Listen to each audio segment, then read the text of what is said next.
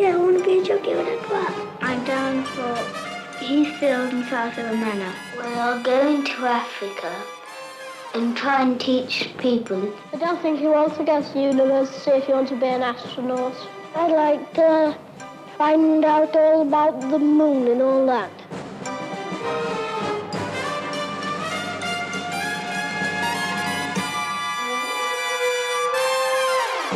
Is it important to fly? Yes.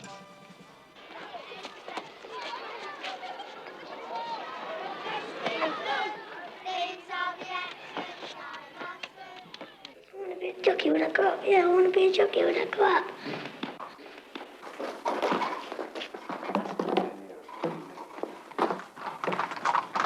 Tony was already an apprentice at Tommy Gosling's racing stables in Epsom when he left school at 15.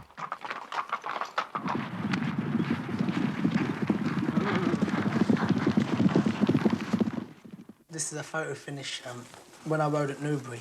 I'm the one with the white cap. I was beating a length and a half a third and had a photo finish. So I took it out of the box and kept it as a souvenir. What will you do if you don't make it as a jockey? I don't know. If I knew I couldn't be one, I'd get out of the game. Wouldn't bother. Well, what do you think you would do then? Law on taxes. Tony didn't make it as a jockey. He had 3 races, wasn't placed, and gave it up. At 21, he was doing the knowledge, learning to be a London cabbie. I will be a cab driver, and I know I will. And I'm going to prove every person who think I can't be a cab driver wrong. I'm going to get that badge and I'm going to put it right in their face, just to tell them how wrong they can be and how underestimated I am. It's surprising who you pick up, you see. I once met Kojak, I picked him up, and Warren Mitchell, Alf Garnett, you know. And I said, oh, hello, Warren, how are you, mate? Good to see you.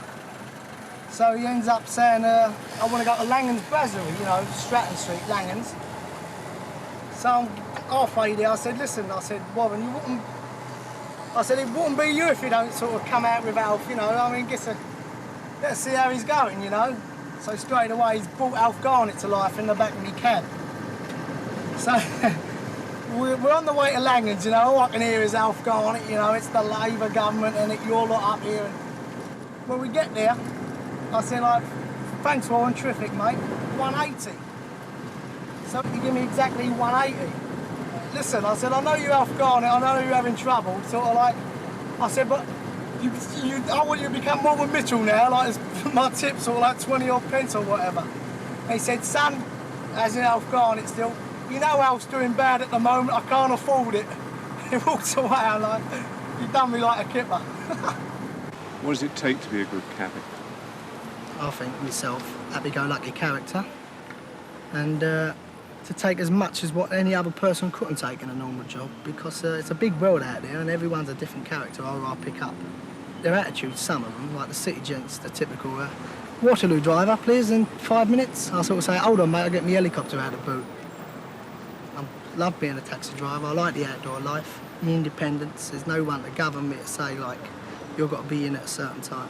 Sometimes on Saturday morning I go to the pictures. Sometimes with my friends, sometimes with him. You don't. I do. You don't. I don't ever see you. You go to different pictures. Have you got a girlfriend? Nope. Would you like to have a girlfriend? Nope. You understand 4 Fs? Find them, feed them, and forget them. With the other F, I'll let you use your own discrimination. I mean, this one, I tried to do the 3 Fs, but I couldn't forget her.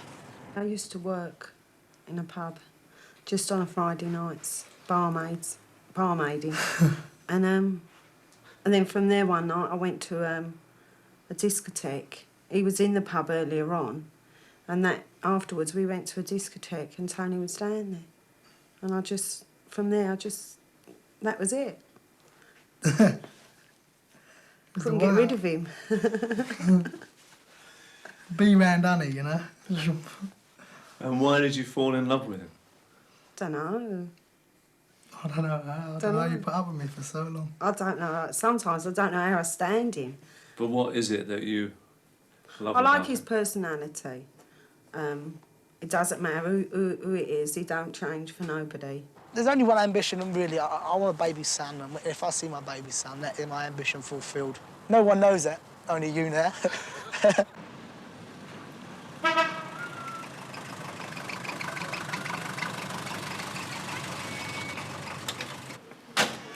We've got 2 children. Nikki's 6.5, Jodie's 2.5, nearly 3, and I'm having another one in March.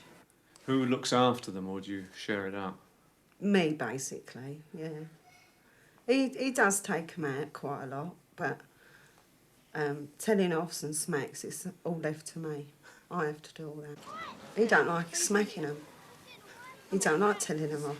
Unless it's really, really... Anything serious. Serious, then he would. Yeah, see that baby one? So what advantage do you think you've had over some of the other people that we filmed? Well, academically, probably they've had more advantages over me, aren't they? The fact they've had prep schools at a very early age, you know, they've benefited by it, which, you know, it tells, obviously, in this film. But as far as, you know, the stability in the backgrounds with their parents, they've missed out on that. Tone, I don't like them near me. Come on. Have a piece of bread each. Hey, Jodie? Jodie? Being in the prep school, they're missing the love and the care what every East End always gets. You know, gives their children each time they come home from work. And the parents, you know, sometimes obviously not going to be there because they're away at prep school. They're missing the love and affection, you know, what they're craving for. When my kids are growing up, I want to see the change in them all the time. So I have my own memories of when I was a kid and how they were, you know, what they were like. Would everybody please sit round now, get on with their work. I don't want to see any backs to me. Shouldn't be anybody turning round. Tony, do you hear as well? Get on with your work in front. Tony, don't turn round again. Education is just a thing to say my son is higher than him or my son had a better background than him. I mean, I'm as good or even better than most of them people, especially on this programme. I mean, I'm one of the tail enders. You think, oh, the East End boy, you know, and he ain't got no good education. But all of a sudden, the East End boy's got a car, motorbike, and he goes to Spain every year and whatever. And have I worked for it? No, I'm here putting bets on. You think, how does he do it? And there's a boy who is eating or whatever. He's studying to be a professor. He's making up the things. Where's the education? There's no education in this world. It's just one big rat race, and you've got to kill your man next to you to get in front of him. Education, when I said there's no education, yes, there is an education. I made a great mistake in saying that. But I didn't mean to say there's no education as far as academically. Yes, there is. The area, the environment and education makes a person have more opportunities in this world. You know what I mean? That's obvious.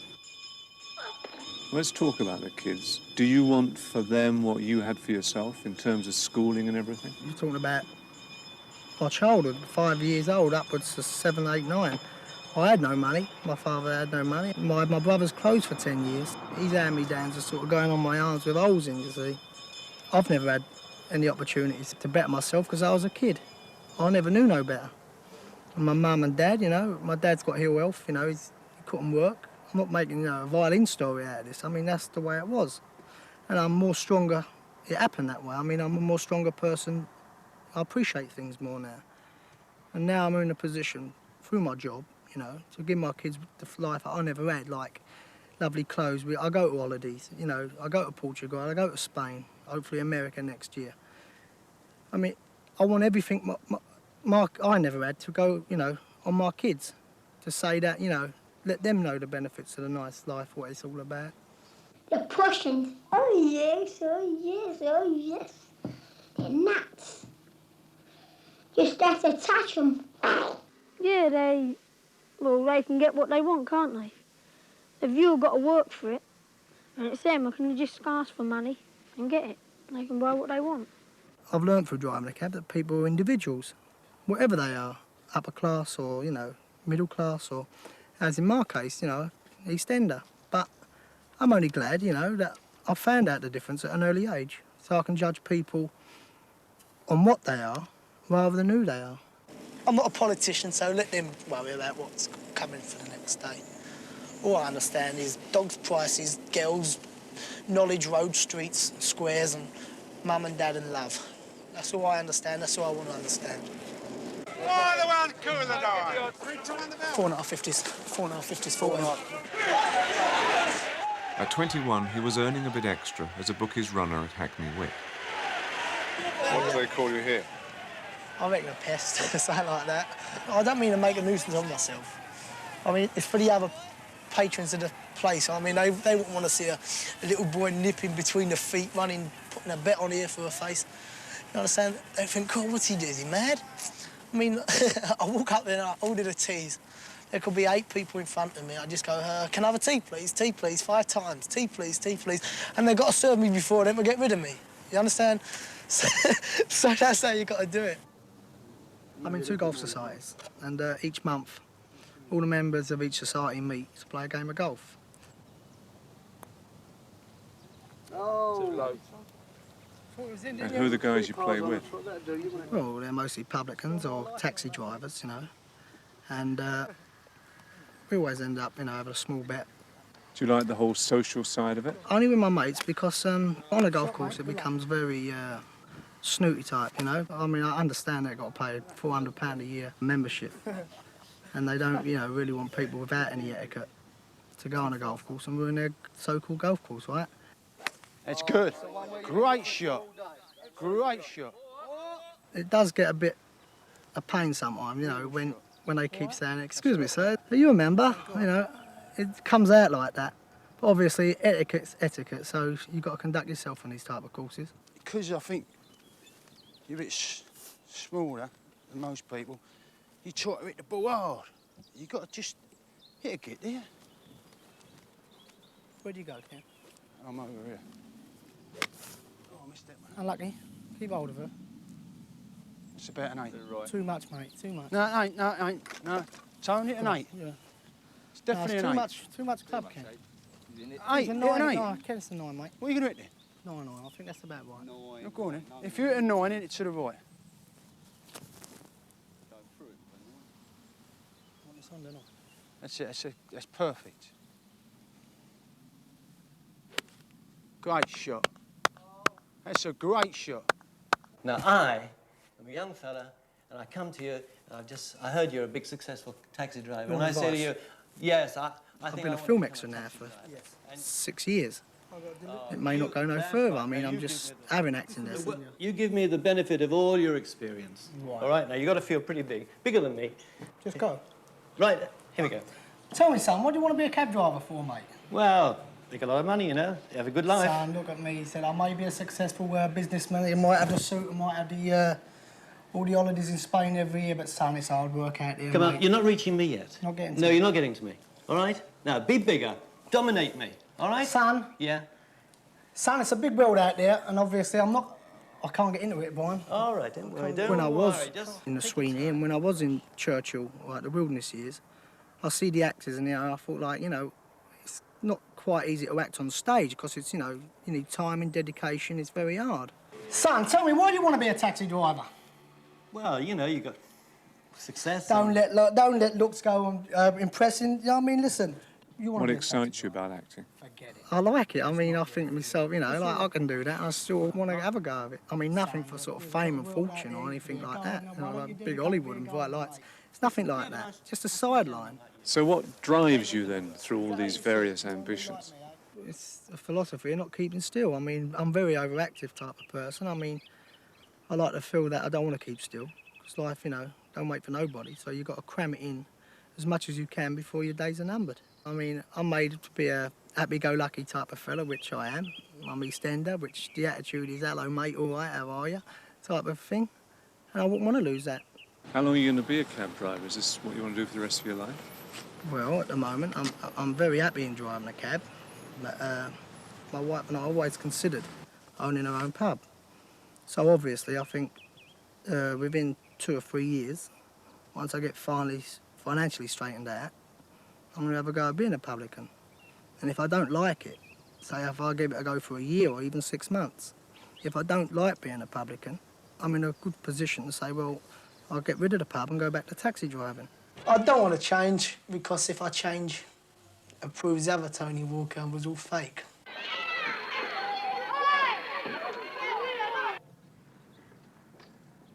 $55 to 20, Boris. What are the best times for you? Well, two really. The best time was when the kid's first baby was born. The next one, obviously, Jodie. But my greatest fulfilment in life, when I rode at Kempton, in the same race as Lester Piggott, I was a naive, wet behind the ears apprentice.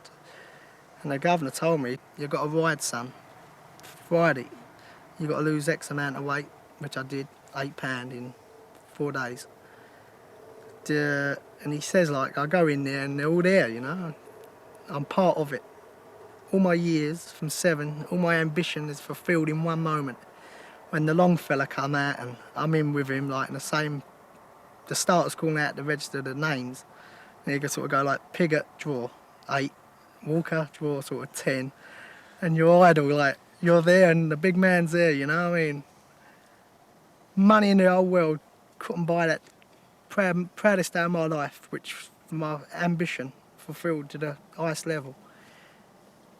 And I eventually finished last, tailed off obviously, but it didn't make any difference to me. Just to be part of it, be with the man himself. Couldn't buy it. That was the proudest day of my whole life. Well, I'll go into Africa and try and teach people who are not civilised to be more or less good. No, I don't want to be a missionary because I just can't talk about it to people. You know, I'm interested in it myself, but I wouldn't be very good at it at all. Chris Owalabi. Yes, sir. Momin Ali. Yes, sir. Kaiser Mia. Yes, sir. Oscar Ali. Yes, sir. Nazrul. Yes, sir. Sultan. Yes, sir. Abdul Kaya. I was working in an insurance company at the time, and I decided to go into teaching without any experience at all, and I didn't think they would allow somebody to walk in off the street into a classroom. 6 times 3 is 18. Shared by 2 is 9, plus 7 is 16, so you put a 16 there. They were crying out for maths teachers. They interviewed me, they phoned me up the next day and said, would I like the job? I said yes. Within 5 weeks, I was in a classroom. They took one look at me and thought it was Christmas, I think. Okay, so once you're done, all right. What's the most enjoyable thing about teaching? Just being a part of a pupil's advancement and learning and watching them understand more and being more confident, then getting some enjoyment and satisfaction from mathematics. After working in the city for 3 years, Bruce started teaching at Tony's old school in the East End of London. He lives in a local council flat, within walking distance of the school. Walden, let's have the present tense of Vesta. Vesto, vestas, vest. Vestat, vestamus, vestomatus, vestant. Yeah, speak up. They don't sort of enforce being upper class and things like that at St Paul's. You know, they suggest that you don't have long hair, and they do get it cut and they teach you to be reasonably well-mannered, but not to sniff on the poorer people. When we filmed him at 21, Bruce was in his last year at Oxford reading maths. And by Eisenstein, you can show that this is irreducible. Then you do a transformation on this polynomial x equal to t plus 2. Good, that's a nice way of doing it, particularly using Eisenstein down here. His test is very powerful. Yes. 21. 22, 23, 24. And to here, 25. Right, so if you think it costs you 25, now you're not going to... It's so different from your own education where you're teaching now. Why? General education is better for society, I think. Public schools are divisive. That's with no statement about my education. My education was academically excellent, and I was very grateful for it. Do you understand the game? I think there is a class society, and I think public schools may help its continuance. So you're in the lead, you see, because DSE cabs has got a profit of £2 and Good B cabs has got no profit at all. Okay? Now, can you explain that just to Abdul, because I want him to understand what it is. I don't know whether I said, right, I must do something which is against what I have been brought up to do or whatever. I don't know, I've just found something I find rewarding. I didn't agree with the Conservatives about what they were doing with the black people, you know, racial policy. Do you have to defend immigration to a lot of people in this area? Yes, I think you do, but those who say there are too many coming in and so on, I think really are uneducated about the whole question. They should see the positive benefits that they're having in this country and see that as a result of all of this immigration, they're not being denied opportunities. It's not the fault of immigrants that there is unemployment. It's part of a political party's responsibility is to explain that and show people what is a more truthful way of representing the situation. None of the parties really seem to agree with me, but I think if I had voted, I'd have voted Labour. I am about the only socialist in my village, and I go into the pub and sort of expect to stand up and defend all socialist policies. Sort of, this is the village socialist, no, village idiot, sorry. I just see their lack of opportunities for a lot of people. Obviously, unemployment is a great feature in many people's lives and many families' lives. And teaching children, sometimes you wonder what's going to happen to them. It seems to me that the leader of the country at the moment should be one of the most unpopular persons in the country. And yet she gets away with everything. She, as far as I can see, has done lots of damage. And yet nobody can oppose her. My heart's desire is to see my daddy, who's 6,000 miles away. I mean, I can remember being happy there. I can remember also being miserable because I can remember crying. Squad steady! You know, I always seem to be beaten. I never used to understand why. Did it give you an overdeveloped sense of authority? If you look at society in general, I've always probably been on the side of authority, and you know, it's been an education, learning that authority can be bad and can be corrupt. Squad left foot inward, place! Squad breathing! Well, my girlfriend is in Africa, and I don't think I'll have another chance of seeing her again. Have you got any girlfriend? No, not yet. I'm sure it will come, but not yet. I think I would very much like to become involved in a family, my own family for a start. That's a need that I feel I ought to fulfil and would like to fulfil and would do it well. I mean, I do think a lot of people think too much about it. What happened when you burnt your fingers?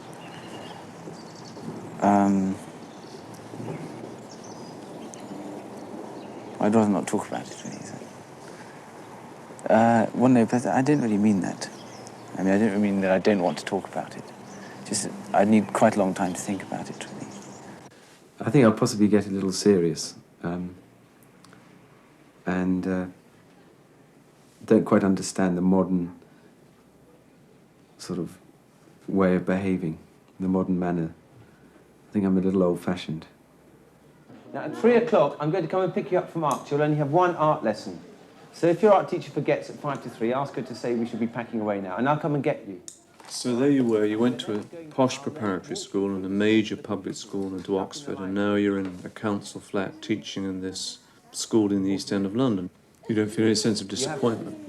No, because what I am trying to do at the moment and achieve is difficult.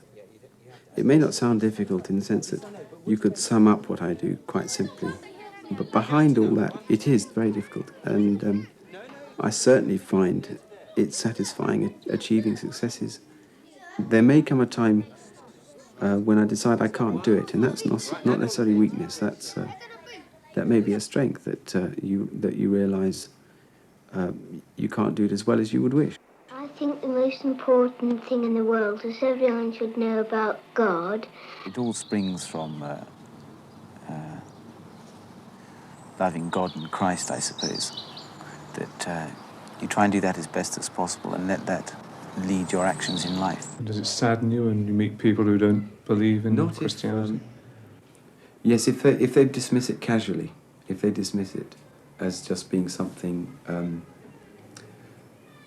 well, we know about that. We got a little bit of that at school, and it doesn't really mean very much. Then it does sadden me because it's much, much more than that. What is it about it that's important to you? Well, the belief in the belief that in goodness and in love as being two, great positive forces, and that people. Well, just a simple belief like a good act is never wasted.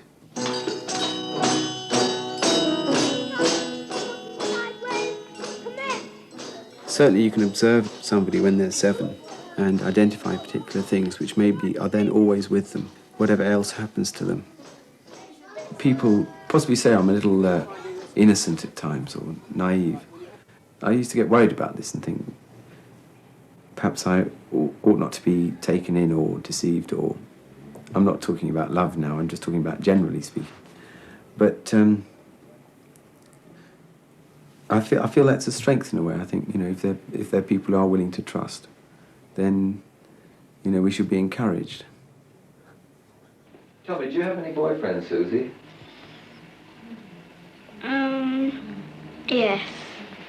Tell me about him. He lives up in Scotland, and I think he's 13. And I'm rather lonely up there because he used to go to school, but we used to play till about 6:30 when he comes home from school. And then we go in, and then he goes home to do his homework. Have you got any boyfriends, Susie?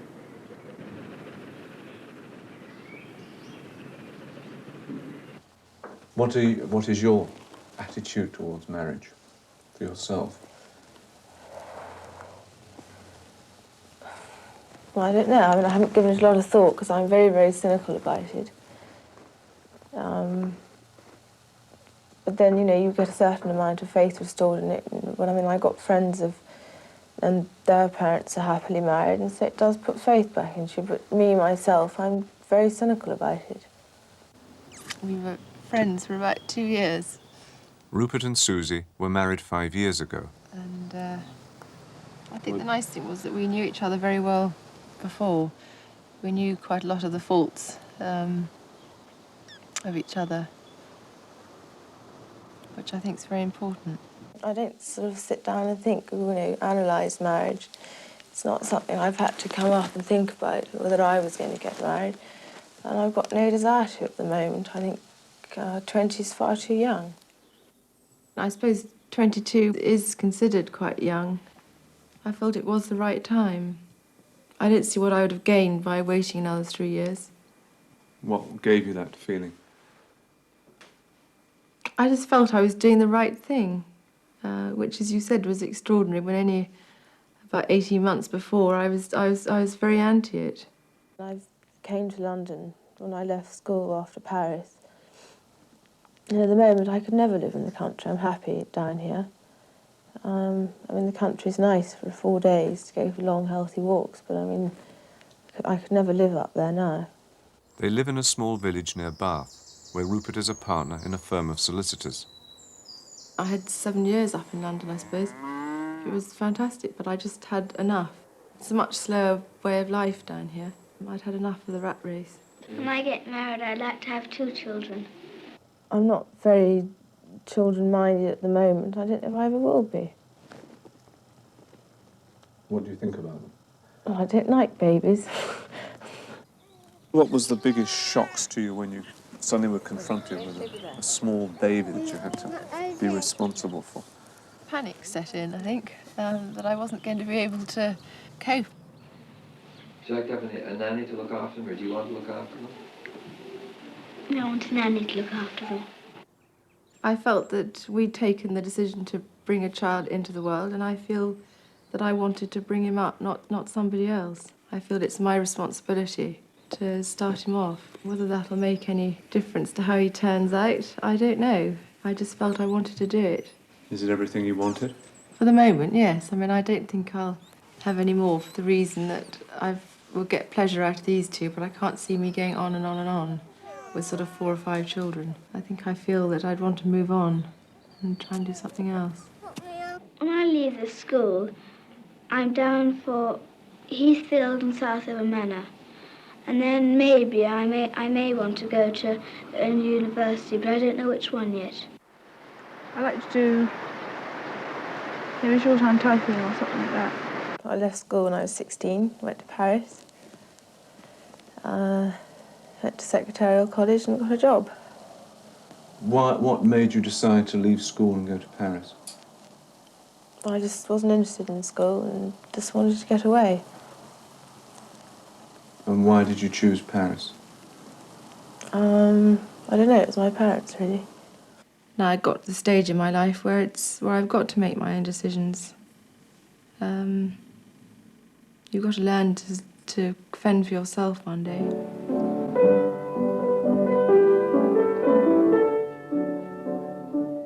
I went to prep school boarding when I was 9. Rupert went at 8, and both of us hated it. I hated my prep school. I just feel it's too young to send a child off, and we both feel we'd never send Thomas and Oliver off. Probably maybe till they're 13. I think 8's much too young. So we will definitely keep them at home. Do you still want to send them in the private sector to school? I think we will, yes. But as I said, not till they're 13. Why did you choose the private sector as opposed to the state?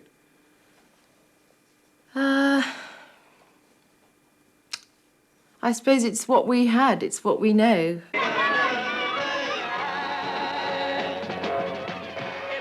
I think both of us probably were very sheltered. It's only having been abroad that you can appreciate more, that people are very different, cultures are different. But I think as I was growing up, I think probably I was far too sheltered. What do you think about making this programme? I just think it's just ridiculous. I don't see any point in doing it. I've been very lucky up to a certain point, but everyone has their bad times. And I'm only just beginning. I mean, I'm only young, and I'll probably have a lot worse than I've been through now. I mean, when you're a child, you always think how nice it would be to be grown up and independent and things. I mean, there are times when I wish I was sort of 3 again. It just seems a miracle to me. When I last saw you at 21, you were nervous, you were chain-smoking, you were uptight, and now you seem happy. What's happened to you over these last 7 years? I suppose Rupert. I'll give you some credit. Okay. I'm now chain-smoking. No, I didn't know where I was going at 21. I mean, I suppose I thought I was reasonably happy at 21, but I had no kind of direction, no. I obviously hadn't found what I wanted. I don't think most people have at 21. You're still very, very young. As a teenager, Susie spent her school holidays on her father's estate in Scotland. What sort of things do you do? Ride, swim, play tennis, ping pong. I might play croquet.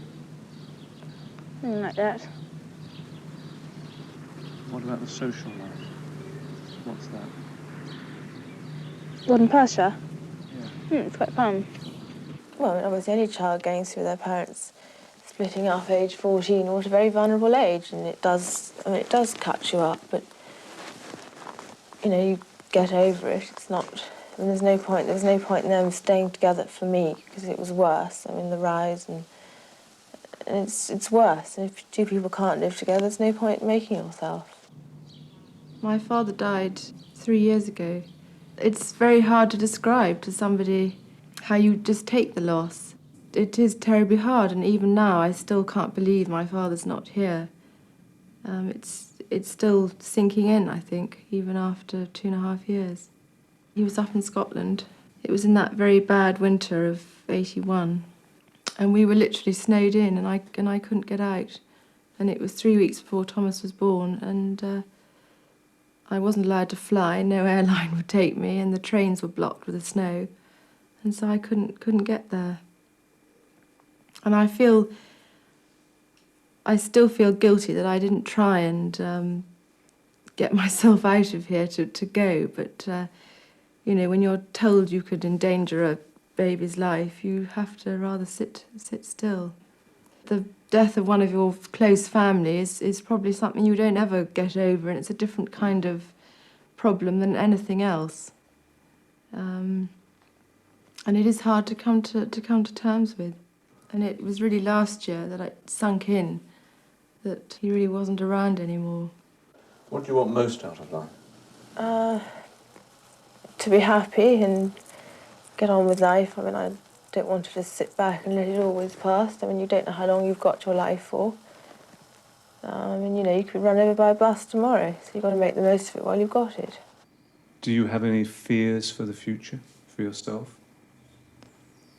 No, not so much for myself at all. I feel if I was going to have fallen by the wayside, I'd have done it by now. I think probably I'm too staid now to do that. But maybe I'm wrong. When I grow up, I'd like to find out all about the moon and all that. At 7, Nick, a farmer's son, was at a one-room village school in the Dales. And I said I was interested in physics and chemistry. Well, I'm not going to do that here. At 14, he was going to a Yorkshire boarding school, and at 21 was reading physics at Oxford. We'll give it a whirl. So what career are you going to pursue? It depends whether I'll be good enough to do what I want to really do. I would like, if I can, to do research.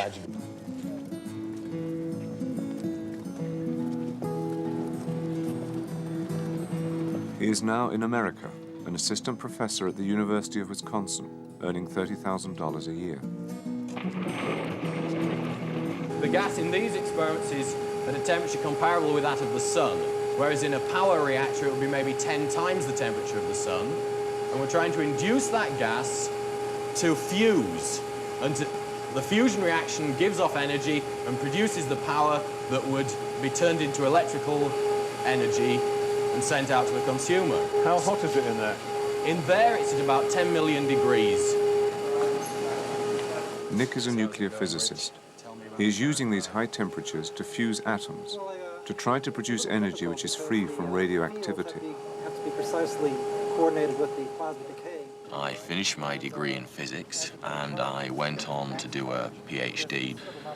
And having got the PhD, so it took 2.5 years to get that, which was relatively quick, I went to work at the United Kingdom Atomic Energy Authority's Culham Laboratory, which is where they do fusion research. And that is what I've been aiming to do throughout my PhD. But I found when I got there that I got a big shock when I found that my standard of living went down when I started work. So when some people here offered me a job, and I thought this might be a good opportunity to go somewhere else where the research environment was a bit more vigorous. So I came here in November of 1982 into a blizzard. The university is substantially different from an English university for several reasons. It's a much bigger university. Oxford had 10,000 people, this has 40,000 people.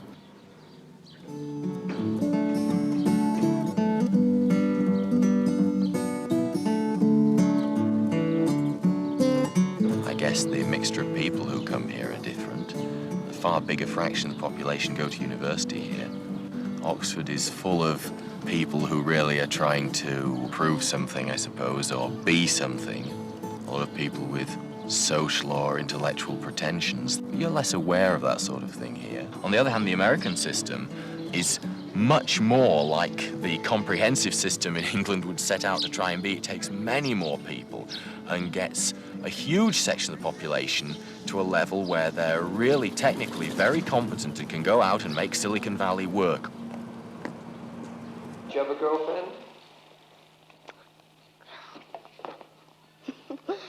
I don't want to answer that. I don't answer those kind of questions. I thought that one would come up because when I was when I was doing the other one, somebody said, what do you think about girls? And I said, I don't answer questions like that. Is that the reason you're asking it? Yeah, I thought so. The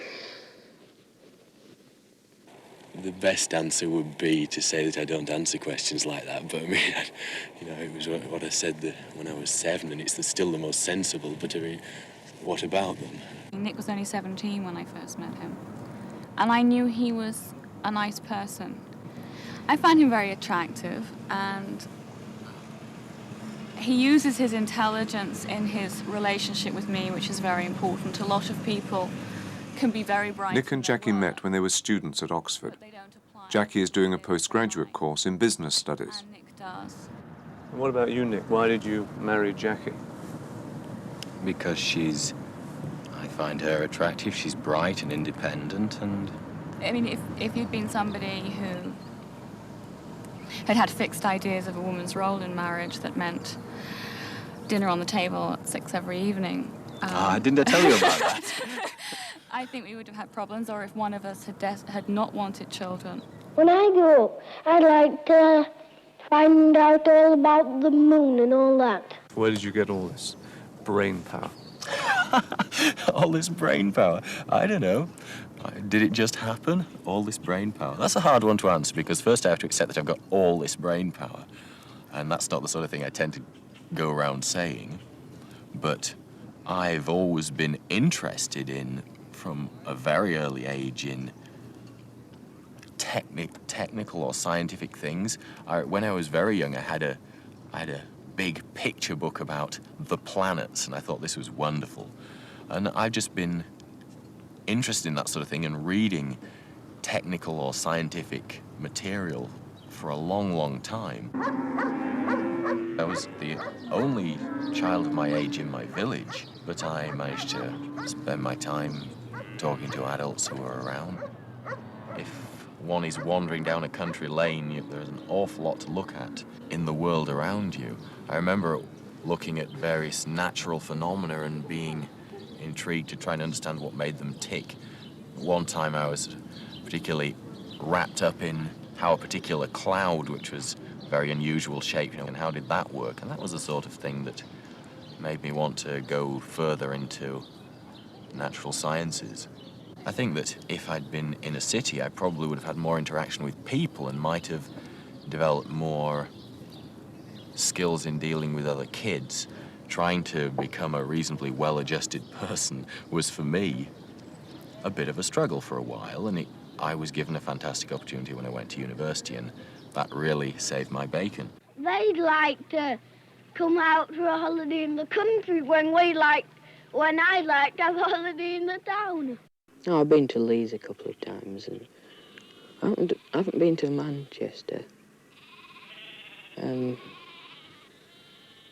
I went to London with the other when you did the first programme, but that's the only time I've been.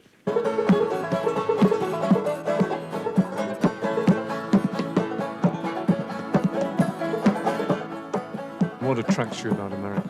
It's an exciting place to be. There's a lot going on in terms of research and other things, but I really came here to do research, but there are more opportunities and just a general feeling of more going on than I had previously. The place is less hidebound, it's less bureaucratically tied down, so it's much easier to go out and get things done than in England.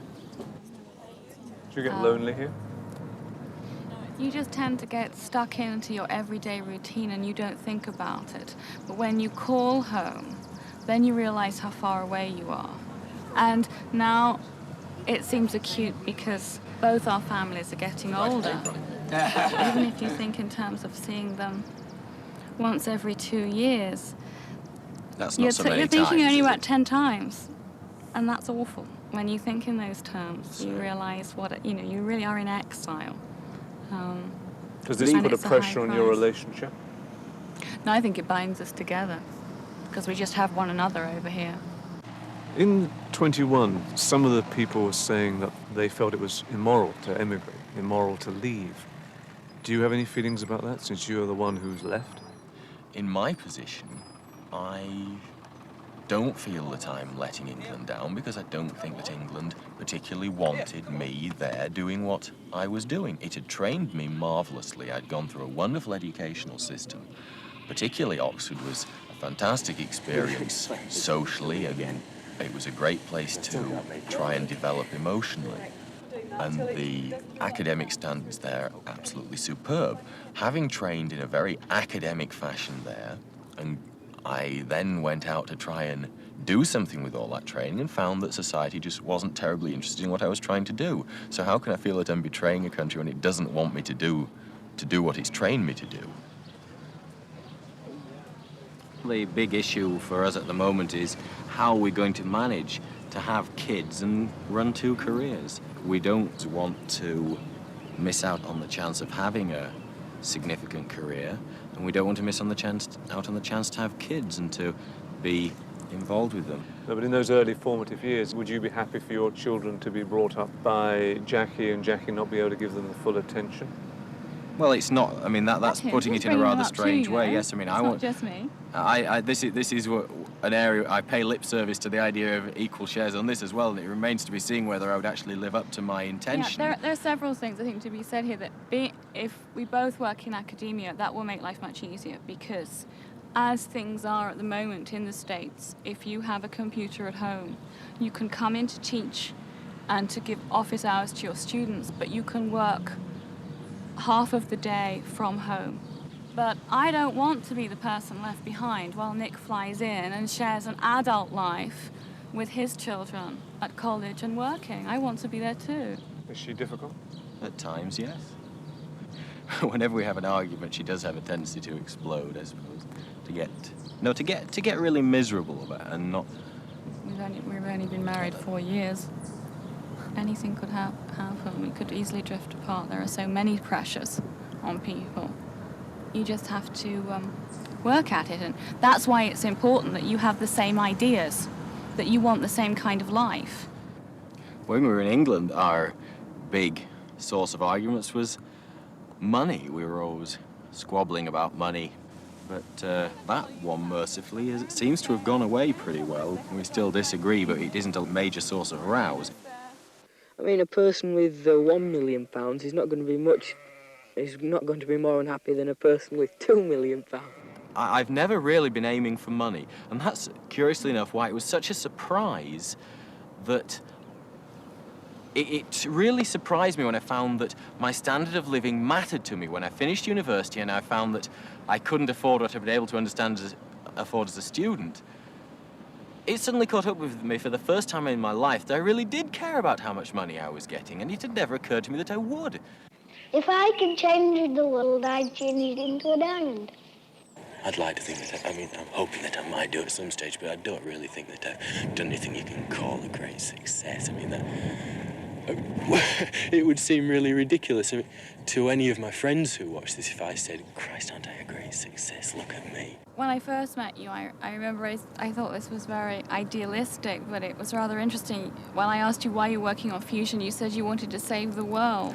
I think that's a bit embarrassing now, but I don't think you'd feel the same way about something that you didn't feel mattered. That's right. I picked it because I thought it really was something that could be useful to people. Hopefully, eventually.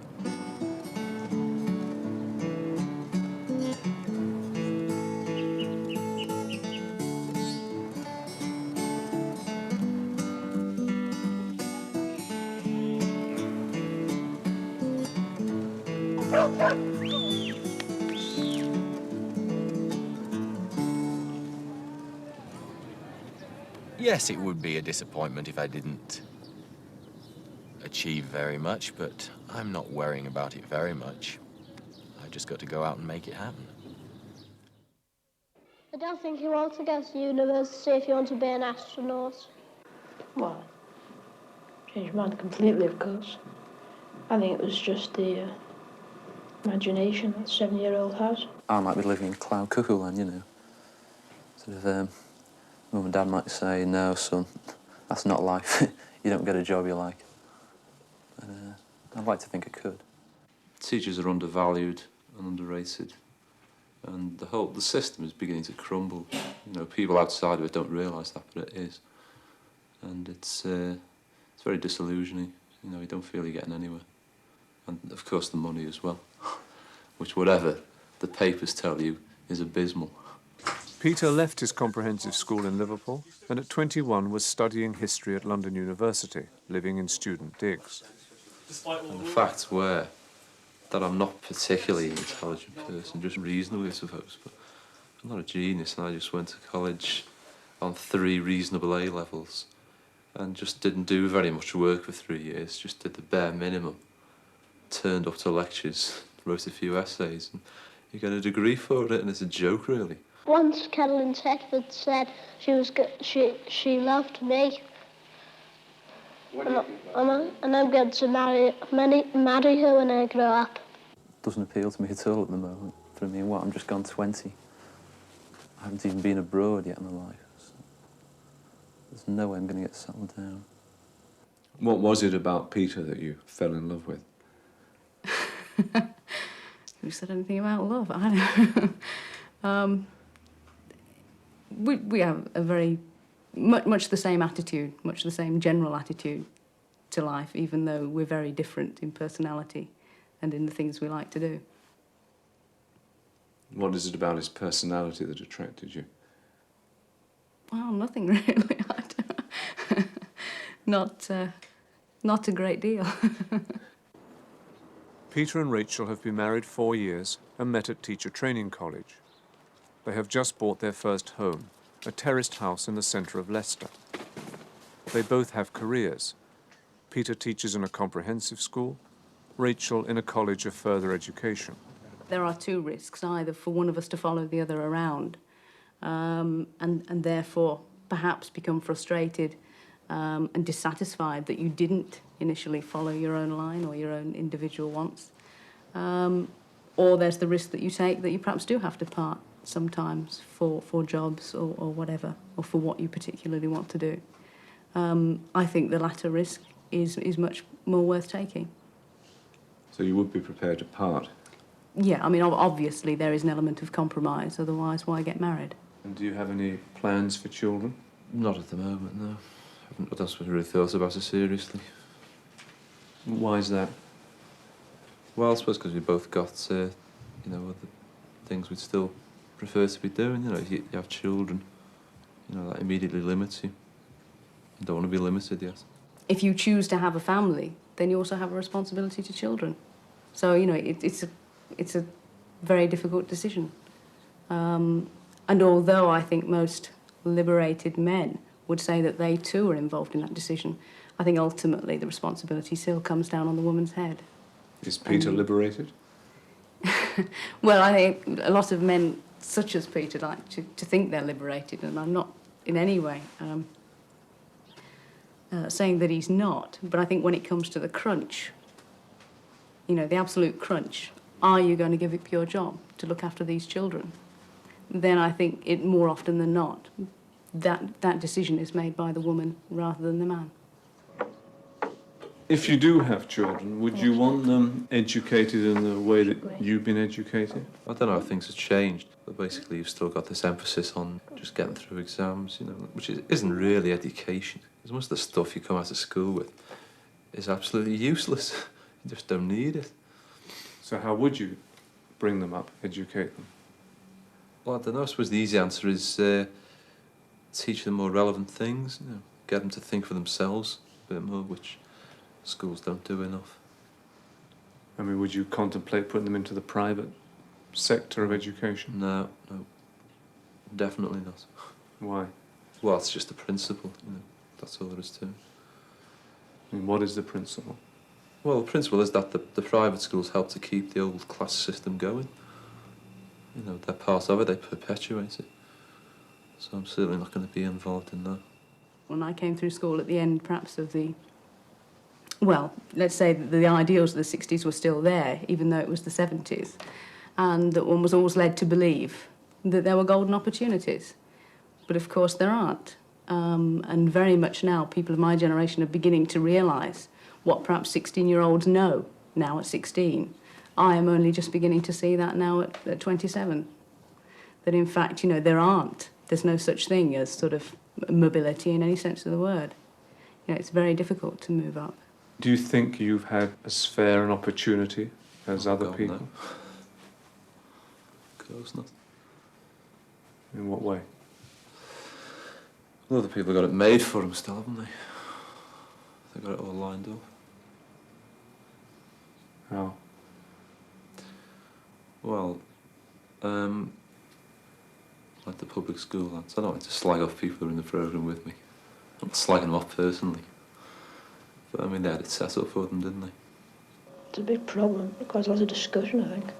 The workers do tend to take a few liberties as regards strikes.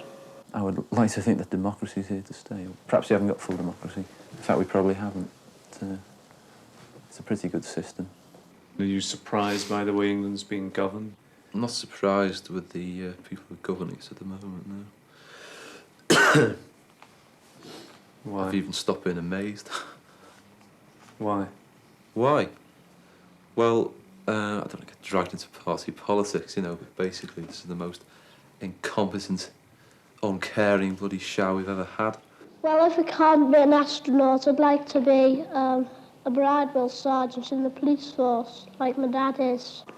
Do you want to be rich? I wouldn't mind, no. I think once I can get myself going, I can work solid, yeah. But it's the motive, which is very hard to acquire. Yeah. I'm dead lazy. Well, what are you going to do about it? Not much.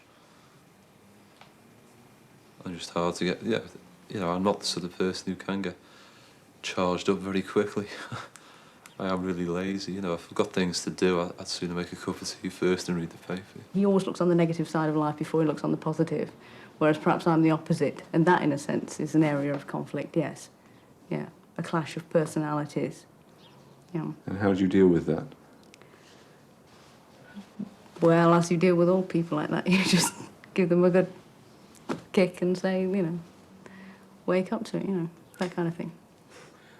And do you see any areas of conflict in the future for you, in personality? No, I don't. Not really, because I think we both appreciate each other's personalities. In fact, it would be quite dull to be exactly the same. I mean, there is something quite exciting in being different, in that it isn't as predictable. You know, we're not along the same track all the time. On the grass, we play international wrestling. Yeah, that's all. It's summertime though. What have been for you the best times? Tommy Smith scoring the second goal in Rome. Definitely. One of the all-times. Which game was that? Which game was that? That was the European Cup final, 1977. No, it's hard, you know, after that was all, nothing else compares with it really, so it's hard to think of anything else. Oh, I'll tell you what was another good moment. That was a group I played with, doing quite well on a few occasions. That was good. Tell me about that. That's just a local band. I was until fairly recently. You know, I just played pubs and that, but it was very enjoyable. You know, when you get a good reaction from people, it's just one of the best things you can have, really. Do you ever get that in your work? No, God, no. Why? Well, what are you asking? You know, they like applaud at the end of each lesson or something. No, just that excitement, that communication. No, it doesn't.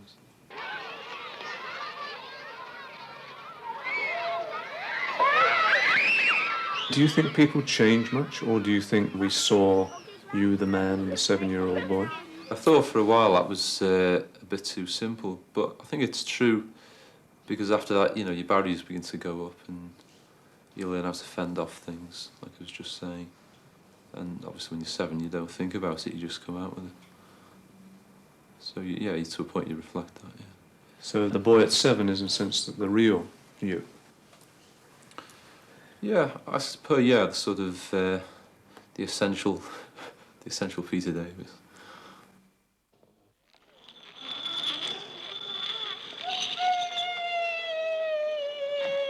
There were 9 other children filmed in 1963. What of them?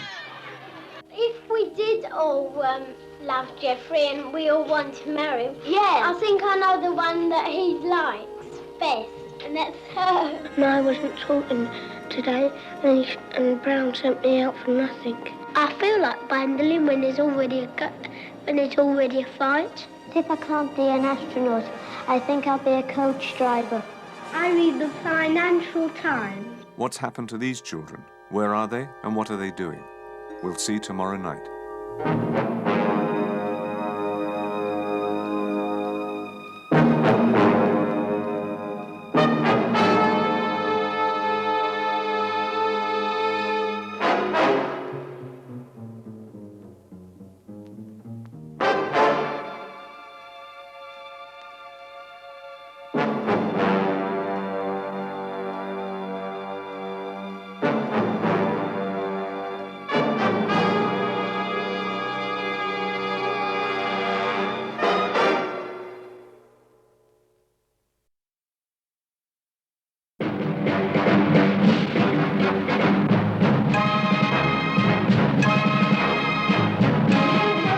If someone comes up and starts fighting them, I think it shows they're right.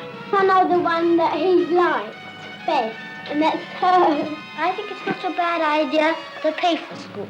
I'm going to work in Woolworth. I just walk around and see what I can find. I think I'll be a coach driver.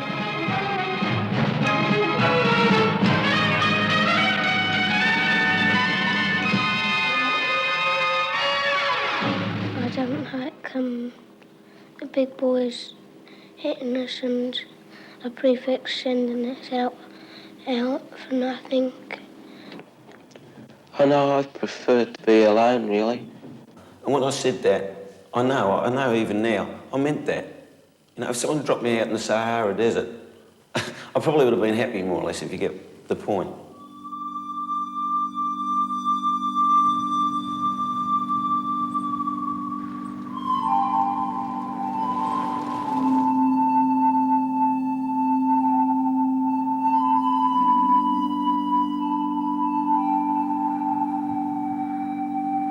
Say you had a wife, say you had to eat what they cooked you, and say I don't like greens, well I don't, and say she said you have to eat what you give, so I don't like greens, say she gives me greens, and that's it. I find it hard to express emotion most of the time. Although I'm getting on top of that more now, you know. I mean, just a simple thing to say to sort of Susan, you know, I love you, something like that. I mean, I can tell you about it, but I really haven't been able to say it freely to Sue, you know. Did he propose to you? Yeah, it was strange. We went off and bought the engagement ring first. And then I said to him, you haven't really proposed to me. As you can gather, he's sort of very shy. What was it that you fell in love with? What is it about him? His helplessness, I suppose. It was the motherly instinct in me to pick him up and cuddle him. And he's also very good looking, I think, but he doesn't agree with me. And in the summer, he's got this cute little bum in shorts.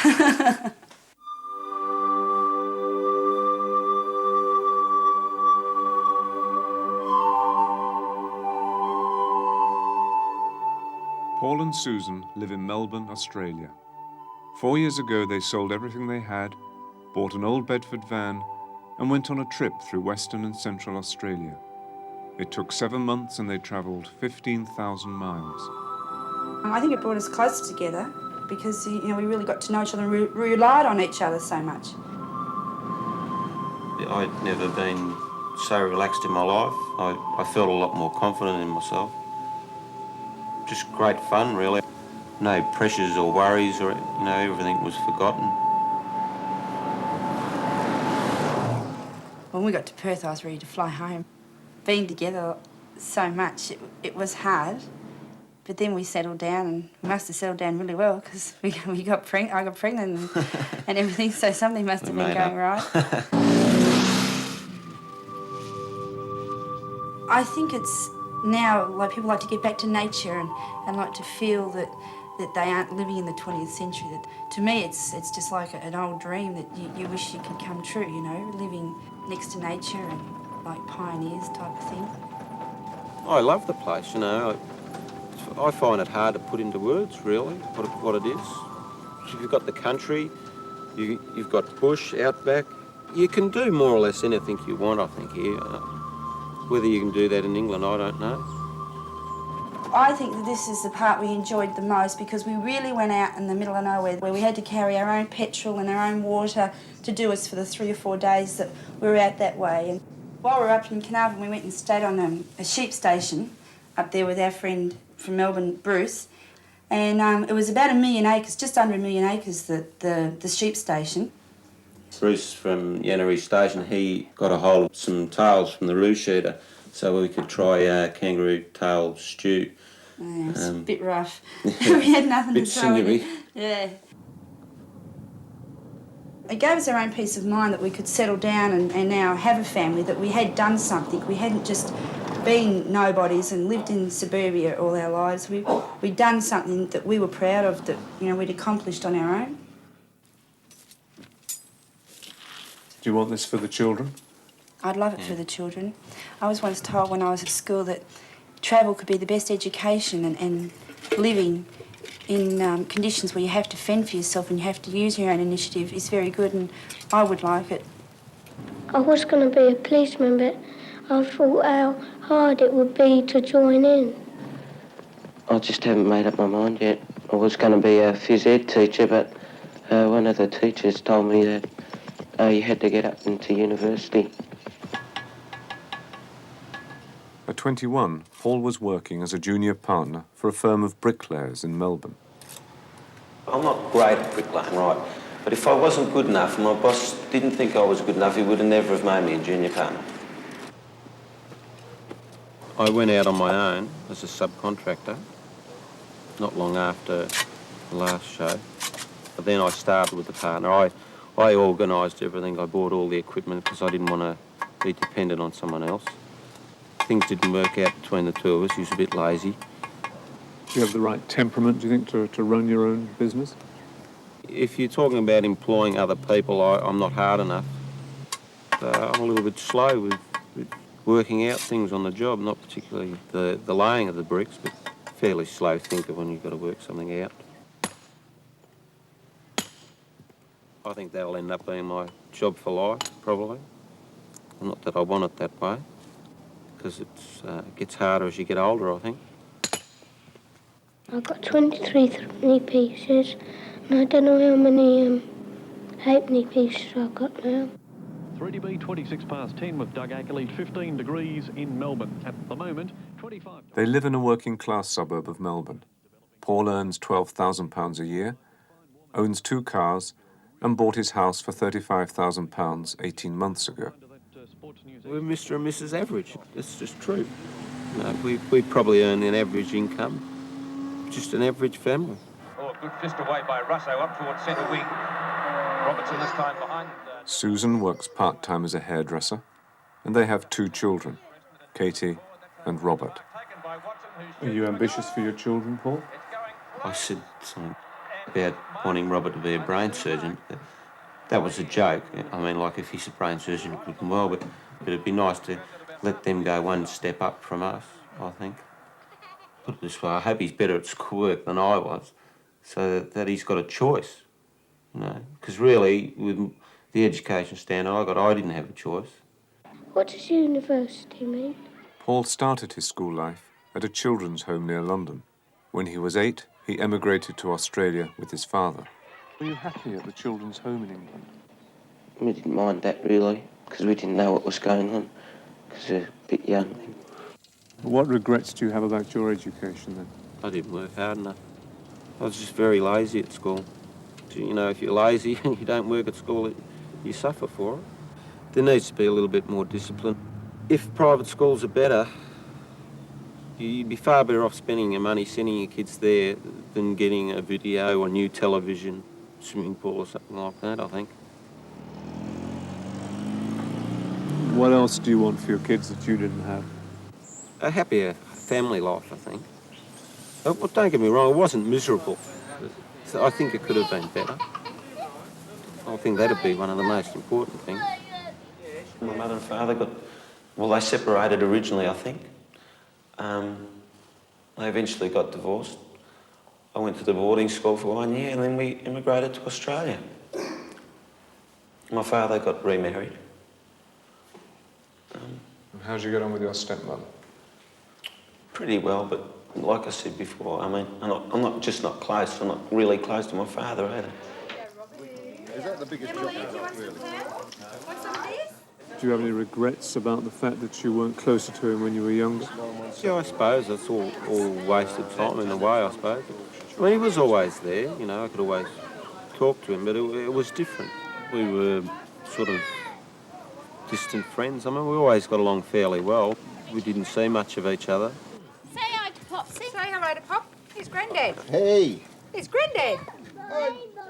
He said, actually, to his wife, Barbara, that he missed out on his own children. He's not going to miss out on these. Divorce was something new to me until I grew up and knew what the meaning of it all really was. There was no divorces in our family. I think of what Paul's been through. I mean, Paul doesn't say it's very bad, but I wouldn't like that for my children. It does worry me, you know, because it happens so much these days. Only time will tell what happens. Divorcing your wife, what does it get you? It messes up your own life, messes up your kid's life, your wife's life. I don't think half the people that get divorced even think about it properly. What mark has it left on you, the fact that you were brought up within a bad marriage? The only thing I can say that I think might have come from that is just my lack of confidence and being able to show my feelings, really, I suppose. He is down on himself. He has this excuse where he says, I'm only a bricklayer, it's got nothing to do with me. I don't know why it is. I get really frustrated with him. I want to wring his neck sometimes when he does it. But he's getting better. So do you feel there's any conflict ahead if Sue wants a job and a career? What's come up so far since we've been married, we've handled that. Really, I think Susan probably be the best one to be a businesswoman. I stay at home, you know. I have to push him out the house. Sometimes I think he needs a bit of extra male companionship because being a bricklayer, he only works with one fellow and we don't have a social life with work type of thing. Well, he doesn't because there's only just one person as well as himself. And his basketball, I think he really enjoys it, but he doesn't really let on how much he enjoys it. I suppose you could see me now when I was 7 in a way. Like, I think it was pretty obvious I wasn't going to be a doctor. You seem such a sad little boy. That's me, though.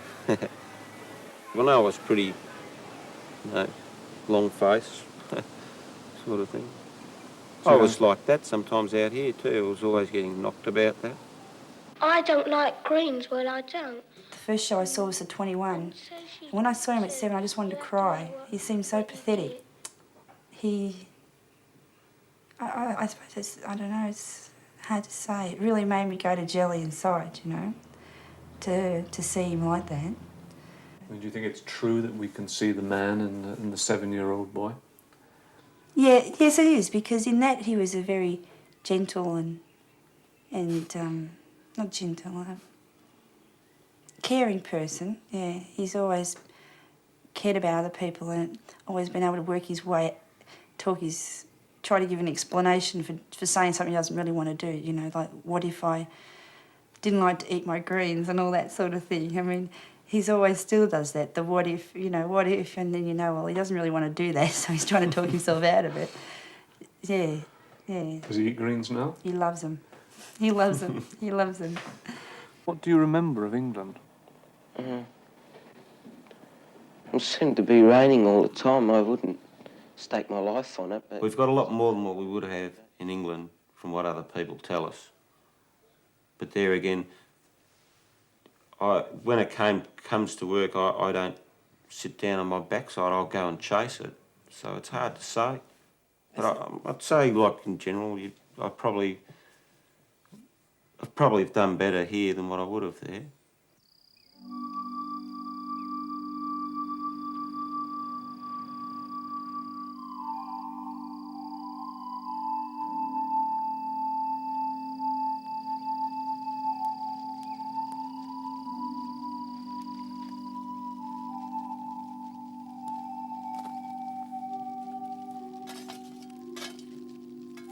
The family's going to come first, but I'm still going to be working, and then we'll progress. I'd love Paul to build me a house, and I know that he'd be happy once he's done it. Something like he's got his children, and then to build his own home, it really would be the icing on the cake for both of us. I read the Financial Times. I read the Observer and the Times. What do you like about it, John? Well, I usually look at the headlines and then read about them. About it. Yeah. I like my newspaper because I got shares in it, and I know every day what the shares are. Misers like you. No, but on Mondays they don't move up, so I don't look at it. What's the point of the programme? It's the point of the programme is to reach a comparison. I don't think it is. Because we're not necessarily typical examples. I think that's what people seeing the programme might think. Yes. Falsely. I mean, they tend to typecast us. So everything we say, they'll think, oh, that's a typical result of the public school system. Yes. I mean, do you think there's any truth in the ideas behind the programme, that certain people have more options than others? It's certainly true that more people know they have more options or imagine they have. I think in practical terms, the difference in numerical number of options isn't that great. But the mere knowledge creates an option in itself. Yes. So I think we do have more options. And it is undesirable, but it's very difficult to correct. I don't think it is undesirable at all. I think what's undesirable is people who have had options don't take best advantage of them. When I leave the school, I'm going to College Court. And then I will be going to Westminster boarding school if I pass the exam. And then we think I'm going to Cambridge and Trinity Hall. John went to Westminster School, and at 21 was in his final year reading law at Christ Church, Oxford. I do believe parents have a right to educate their children as they think fit. And I think someone who works on the assembly line in some of these car factories and earning a huge wage could well afford to send their children to private school if they wanted to. Just because some sorts of people perhaps don't put that as high on their priorities as, you know, having a smart car or something. I'm going to Charterhouse. And after that, Trinity Hall, Cambridge. Andrew went to Charterhouse and read law at Trinity College, Cambridge. And you can never be sure of leaving your children any worldly goods, but at least you can be sure that once you've given them a good education, that's something that no one can take away. When I leave school, I'm going to the Dragon School. I might. And I might go to, after I might go to Charterhouse, Marlborough. And I can't remember all other places, but because Mummy's got so many, but there's some of them. What about university, Charles? I might go to Oxford. Charles went to Marlborough, but didn't make it to Oxford. Instead, he went to Durham University. I'd say I'm pleased I didn't, because it's very much certainly from Marlborough, prep school, Marlborough, Oxbridge, conveyor belt. You get shoved out at the end. And when you go to Oxbridge, and it's obviously not true in all cases, but I think for the majority, they mix with the same people as they were with at school and so on. When they were 21, we asked them what they thought they would be doing at 28. John. Might be at the bar.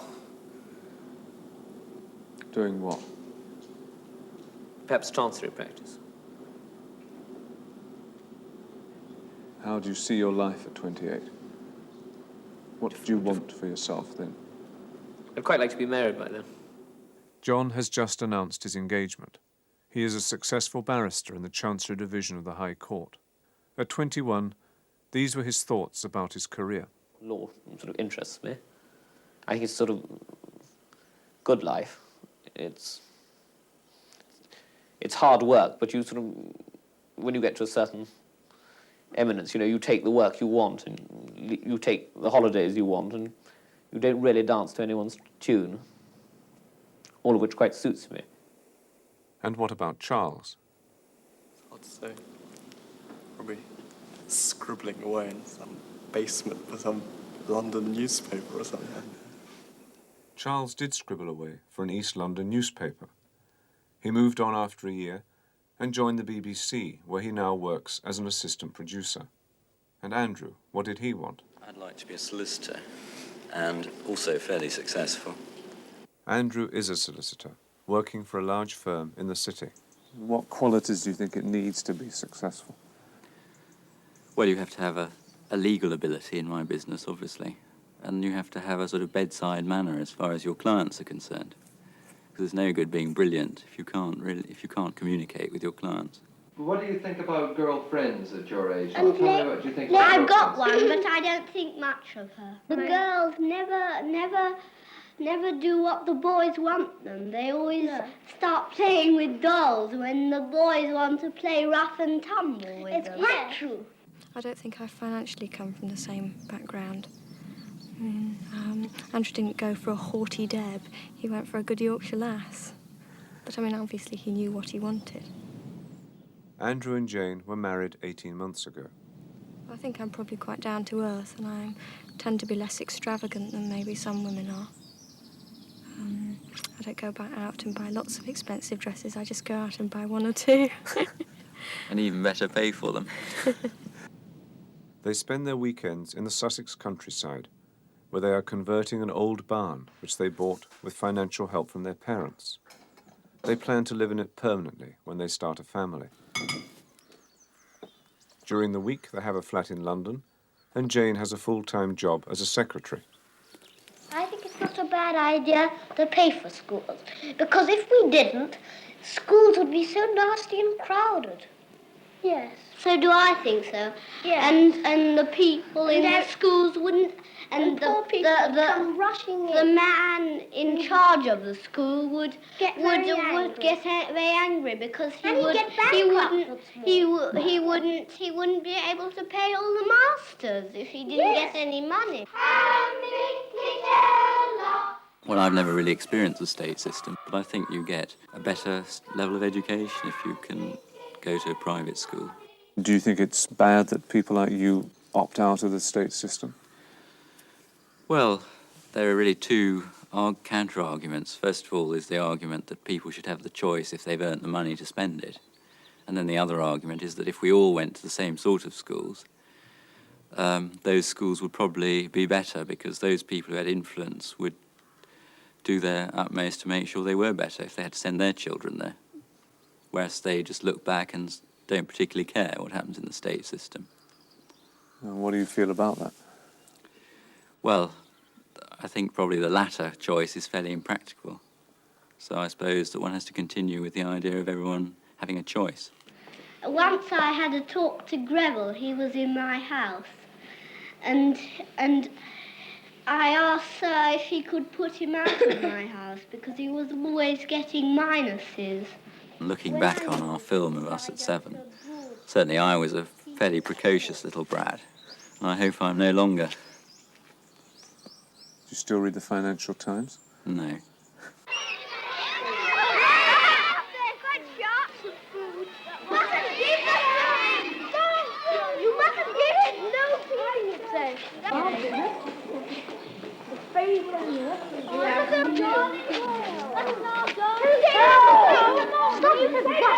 I don't think much of the accents. Neither do I. Neither do I. But it doesn't prevent me liking them.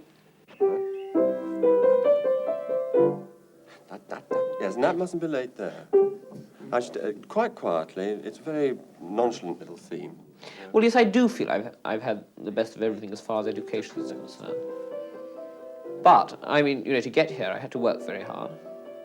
But you don't deny you've had a silver spoon. I think anyone who goes to a really good school has had a leg up. But, I mean, I wouldn't say I'd been unduly privileged if I missed the exams in my school and had to go to a sort of grotty public school. I would have thought I'd had any advantage at all. Yes, I must say, all this talk about opportunities, it's something I did slightly object to in the programmes. We were shown at the age of 7 outlining sort of the academic sort of career that most of us did in fact pursue. Each sentence ended up, John is at Westminster, Andrew is at Charterhouse and everything, implying that we just sailed through, merely manifesting an intention at the age of 7. It didn't show the sleepless nights, the sort of poring over our books, the sort of, all the sweat and toil that got us to university things. It was presented as if it was just, part of some indestructible birthright that we went to all these places, and I thought that was unfair. It didn't show us sort of having to do beastly jobs in the holidays, to make ends meet and things. It didn't give a very real sort of impression. Do you want to be rich? Well, yes, because I don't want to be tied down to the dullness of an everyday job. I want to be able to have enough money so I can indulge in things that might interest me, like collecting paintings. And I do believe in a sort of ordered and structured society, and I think, we're not exactly alive for very long, and we've each got our own job to do and our own little position to be in. Some people have a better time than others, but it doesn't mean because you sweep the streets you're any less valuable than someone who's, running a huge corporation. I mean, not everyone can be at the top, but as long as people are happy in what they're doing, that's, I think, the greatest good that can be. And this is what worries me about these new sort of invidious sort of class attitudes that certain sort of subversive elements are introducing, based on envy and things.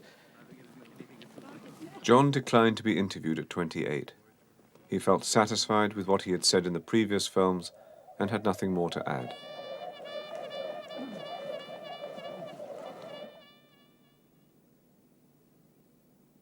Rich children always make fun of poor children, I think. Yes. Yes, they say, oh, look at that lovely little sissy over there. Yes, and they throw things at them. I don't particularly want to be rich, but I'd like to have enough money. Well, what do you mean by enough? Well, enough to have a nice house and be able to send the children to a private school if you want to. I really don't see how one's life can be a failure. In that, if I became a journalist and got sacked at 30, it's probably because I'd grown out of it, or I'd changed, so I was no longer suitable, so therefore I'd find something else which I'd find, I enjoyed and which my talents were suited to. Charles has found a career suited to his talents. At the BBC, he makes documentary films. He decided not to take part in this film. I'm quite happy living in the society that I am living in. It's a shame that more people can't get the opportunities that I've had, and I'm not sure how one deals with that. But you've been lucky, haven't you? What about those who haven't been so lucky? Absolutely. I have been very lucky. Well, we pretend we've got swords, and we make the noise of the swords fighting, and when somebody stabs us, we go, ah! I think if you're healthy and have good friends, you can get on perfectly well. But everybody would like to be rich. Neil was brought up in a Liverpool suburb, went to comprehensive school, and dropped out of Aberdeen University after one term. At 21, he was working as a casual labourer on a building site in London. I came to London and I contacted an agency for squatters, and they were able to give me the address of somebody who was able to help people who were looking for accommodation in the London area. And by a process of chasing people around, I eventually managed to find this place here. And I think in questions of squatting, a bit of humanity is more important than vague rules about who can live where. But you've kicked against the stability that's... I don't think I ever had any stability, to be quite honest. I can't think of any time in my life when I ever did. I don't think I've been kicking against anything. I think I've been kicking in mid-air the whole of my life.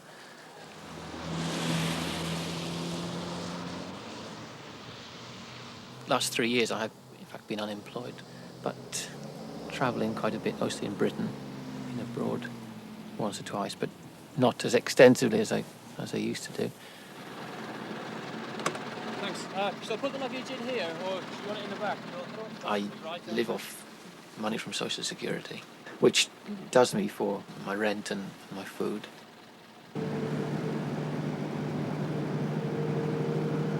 I've been moving about a bit between different places, really. I'm a bit unsettled, but I'm very shortly moving to live in digs. For the last 7 years, Neil has been moving around Britain. He spent the summer on a farm in North Wales, and when we found him, he had just arrived in the Western Highlands of Scotland. And do you think people like you who live off the state are scrounging? No. If the state didn't give us any money, it would probably just mean crime. And I'm glad I don't have to steal to keep myself alive. I do it simply because I don't want to be without any money at all. If the money runs out, well, then for a few days there's nowhere to go to. And that's all you can do. I simply have to find the warmest shed I can find.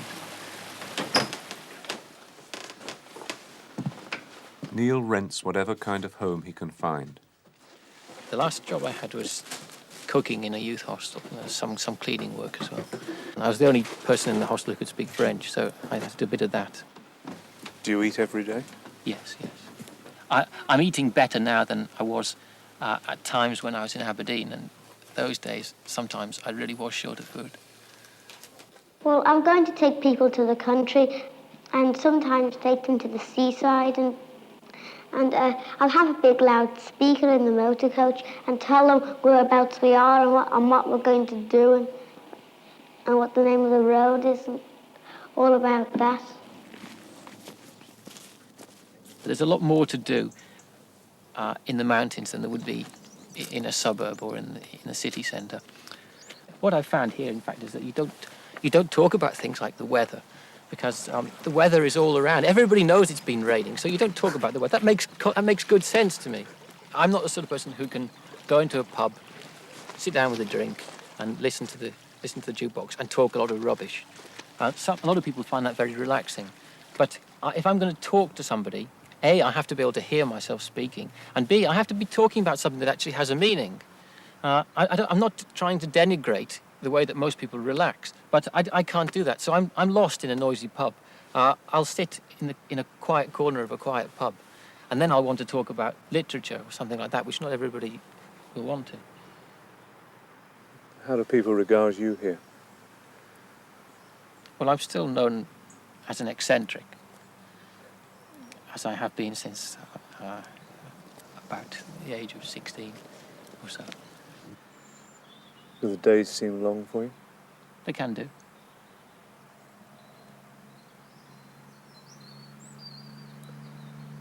Do you have any friends anywhere? I have some good friends still in England. I don't think I need to go to university because I'm not going to be a teacher. I moved up to a comprehensive school. I found it much bigger, of course, and I found it hard to settle into at first. I did make an application to Oxford, but I didn't get in, and well, I think that's in the past now, and I don't know whether I would have been any happier at Oxford. It always had been a dream to get into Oxford, I think, because people had encouraged me and because I knew famous people having been to Oxford. That is still something that occasionally I think about and think, yes, I know I could have done well. I've been playing since I started at the comprehensive school since the first year. I don't think I was half as clever as I was told I was. I think, unfortunately, I grew up against a background of people of pretty average intelligence. I don't think I went to a school that was full of bright people. If this had been the case, I don't think I would have been so big-headed. I know I went to university expecting to be something of a genius and found that this wasn't the case at all. Which is a good thing for me. I mean, it's very good that I didn't come to that opinion. I don't think I was so much clever. I just think I was quite enthusiastic, particularly when it came to A-levels. I was enthusiastic about the subjects I was studying, and therefore, with the help of good teaching, I was able to get good results. What were your results? Well, I did well enough. I'm not going to boast. No, but tell me the fact. Well, how many O-levels and how many A-levels did you get? Well, I got 10 O-levels, and then I got 4 A-levels. And did you get good grades within them? Yes, the grades were quite satisfactory. Well, I was only taking university seriously for a matter of a couple of months, 2 or 3 months. Maybe I went to the wrong university, or maybe university life didn't suit me. Either way, I felt a very great need to get out of the system. No formal education can prepare anybody for life. Just only life can prepare you for what comes. And sooner or later, you're going to have to cross certain barriers. And I don't think you ever cross those at school or at university. You come across the problem of mixing with other people, but the real problem, the real problem of becoming a success in the world is one you have to tackle yourself. On the grass, we play international wrestling. Yeah, that's all right. Summertime though. Yes, only when we can go on the grass. Being in set one, it's very, very hard to keep up with the leaders. I never have a time to relax at all. I don't know what sort of stumbling blocks should be put in a child's way to get him used to living in the outside world. Because I think maybe this is something that was wrong in my upbringing. I didn't have enough obstacles to get over. I still set myself high standards if I'm doing something I want to do. But that's important. That's not too bad a thing. But you talked also about not having enough obstacles in your life. How do you feel about that now? It's funny that, isn't it? I can't remember saying that, but now I do remember, and it seems that the whole situation is reversed. In what way? Well, now I'm a free. I've got a free hand, but I've got nothing to do with myself. So. In the winter, if you lived in the country, well, it was just all wet and there wouldn't be anything for miles around. And if you get soaked if you tried to go out, and there's no shelter anywhere except in your own house. But in the town, you can go out on wet, wintry days because you can always find somewhere to shelter because there's lots of places. I don't think I've been typical of the environment in which I lived. I might still have been unemployed, but what my background has given me is a sense of just being part of a very impersonal society. The suburbs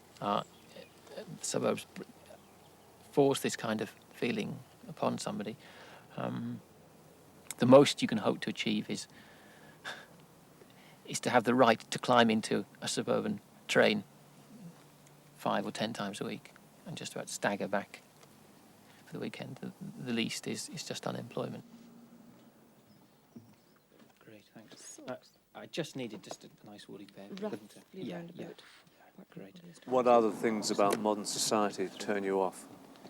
The cheap satisfaction in so many things, the aimlessness, but I think the total lack of thought is at the bottom of it. Nobody seems to know where they or anybody else is going, and nobody seems to worry. You know, you finish the week, you come home, you plug into the TV set for the weekend, and then you manage to get back to work on Monday. And it seems to me that this is just a slow path to total brainwashing. And if you have a brainwashed society, then you're heading towards doom. There's no question about that. It would be pretty tough to convince most people that what you have here, the way you live, the way you look, is better than a suburban life. Well, I don't want to convince anybody. I know it is. See, what I look like isn't necessarily what I feel like. I'm not claiming that I feel as though I'm in some sort of nirvana, but I'm claiming that if I was living in a bedsit in suburbia, I'd be so miserable, I'd feel like cutting my throat. And so there is a slight difference. When I go home, I come in and Mummy gives me a cup of tea, and then I go out and play. And when it starts to get dark, I come in again and put on TV. I don't think I was really taught any sort of policy of living at all by my parents. This is probably their biggest mistake. That I was just left to fend for myself in a world which they seemed completely oblivious of. And I found that even when I tried to discuss problems which were facing me in school, my parents didn't seem to be aware of the nature of the problem. We made up quite well after the bad times we went through when I was in my early 20s. There are still awkward patches, but I think suddenly, perhaps almost mutually, it dawned upon us that we were all making mistakes, and also that some of the things we did couldn't be helped. And I think now, perhaps the greatest thing we've achieved is we know when to say nothing, and we know when to do nothing, and we know when to be tolerant of each other, and that's a great thing. That's really tremendous. What I'd like most of all would be to be able to do something for my parents when they're older, to be there when the time is necessary. Were they upset with what you said about them in the last programme? I'm sure they were. But I don't wish I hadn't said it, because I said exactly what was going through my mind. I think I was very venomous, and I think had I been in an easier situation myself, and had I had less worries myself at the time, I would have been perhaps a little kinder. I had to take out my anger on somebody, and I think it came out of my parents. But perhaps unconsciously, a lot of what I said was what I did feel underneath. But I don't want the scar to remain. When I get married, I don't want to have any children because they are always doing naughty things and making the whole house untidy. I always told myself that I would never have children. Why? Because children inherit something from their parents. And even if my wife were the most high-spirited and ordinary and normal of people, the child would still stand a very fair chance of being not totally full of happiness, because of what he or she will have inherited from me. Coloured people really don't like them very much. No, it sounds like ghostly coloured people. Can you think of a purple person with red eyes and yellow feet? And it can't really think of what they really look like. What goes through your mind when you look at saw those two films when you were 7, bright and perky and... I find it hard to believe that I was ever like that, but there's the evidence. I wonder why I was like that. I wonder what it was inside me that made me like that. And I can see even at 14 that I was beginning to get more subdued, and I was putting a lot more thought into what I was saying, to a ridiculous degree. And probably when I was 7, I don't know, I lived in a wonderful world where everything was sensation, and I could be happy like this, and I could be miserable the next minute. I know at 7 years old I was fascinated by everything around me. The colours of things and things that were funny, sounds that things made. I had, if you like, idiosyncratic views about things that other people hadn't even thought about. I remember I thought that coloured people had purple noses and green legs or something like that. Perhaps I'm still looking for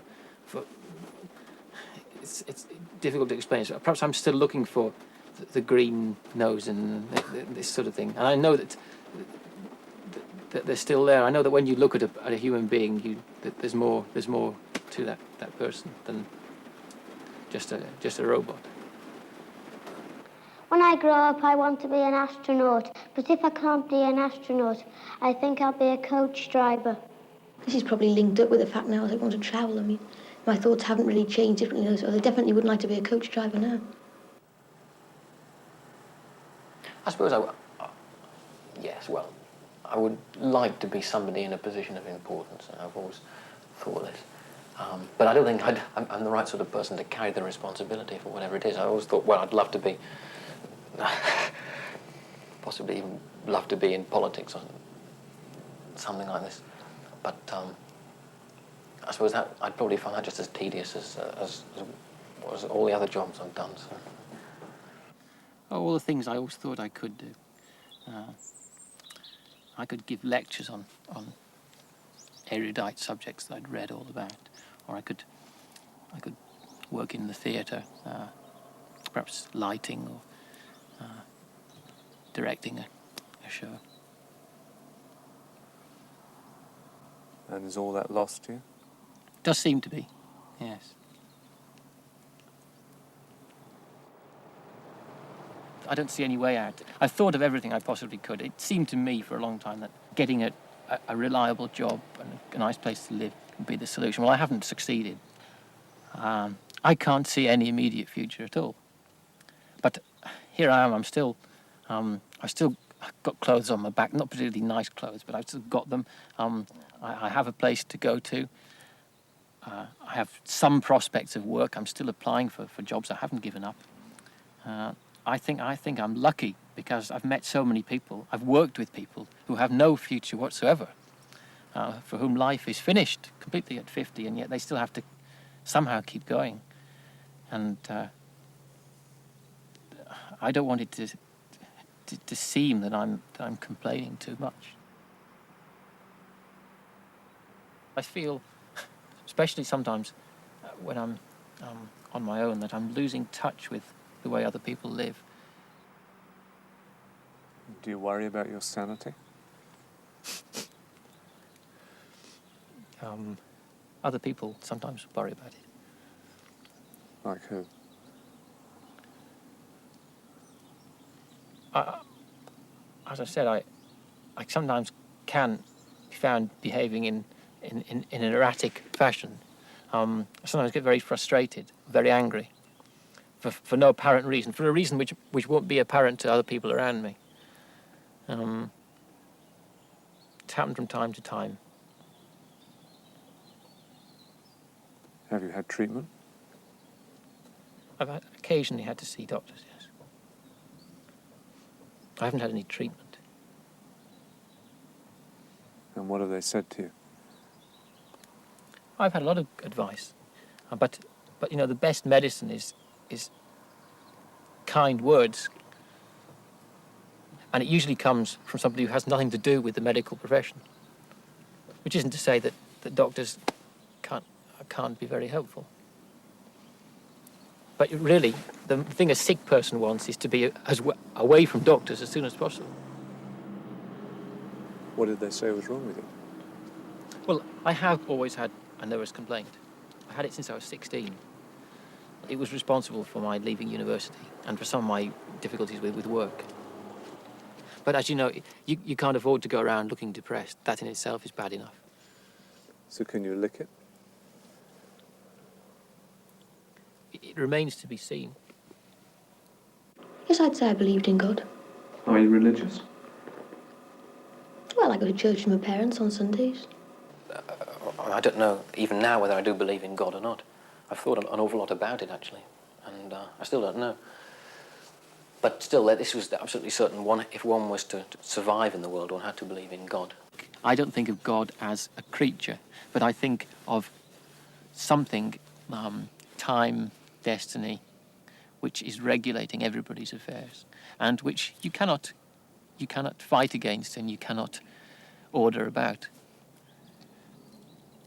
And how's he been treating you? Well, I said to somebody last week that I preferred the Old Testament to the New Testament, because in the Old Testament, God is very unpredictable.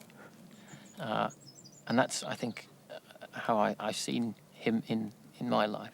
Sometimes very benevolent, sometimes seemingly needlessly unkind. If we come back in 7 years, how would you like us to find you?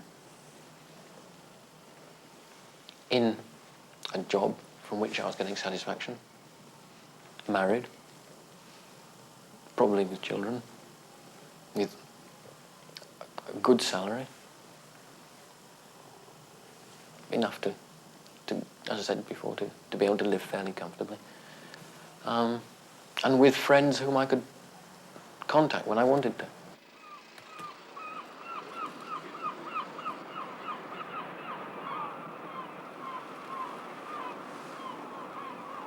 I'm a lot happier now than I was 7 years ago. I'm more content. I don't have such dreadful yearnings. I don't feel so hopelessly as if everything is against me. Do you think, what a waste? Yeah, perhaps. Why should you accept this? You're better than all this, aren't you?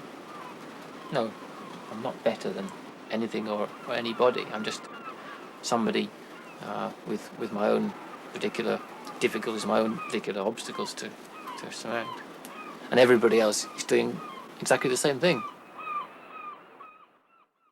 If we did all love Jeffrey and we all want to marry him, yeah, I think I know the one that he'd like. Jackie, Lynn, Susan. After primary school, they separated, and at 14, Lynn was at grammar school, and Jackie and Susan were at comprehensive.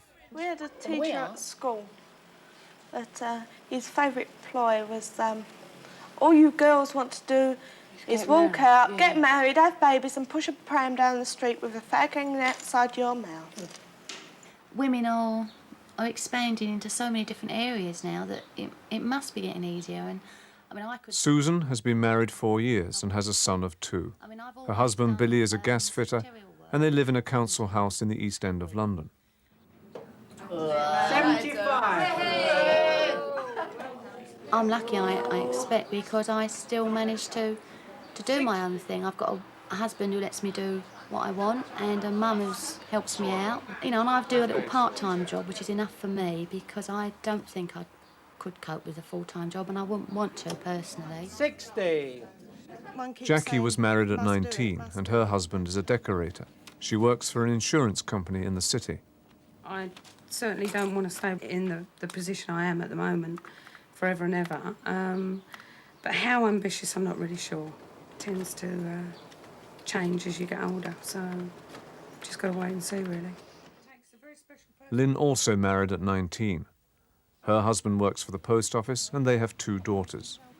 They moved out of the East End to Kent 18 months ago. I'm going to work in Woolworths. At 21, Lynn was working in a mobile library in Tower Hamlets. She's still there. I stamped yours? Yes. Yes, I've not stamped yours. Sleeping Beauty.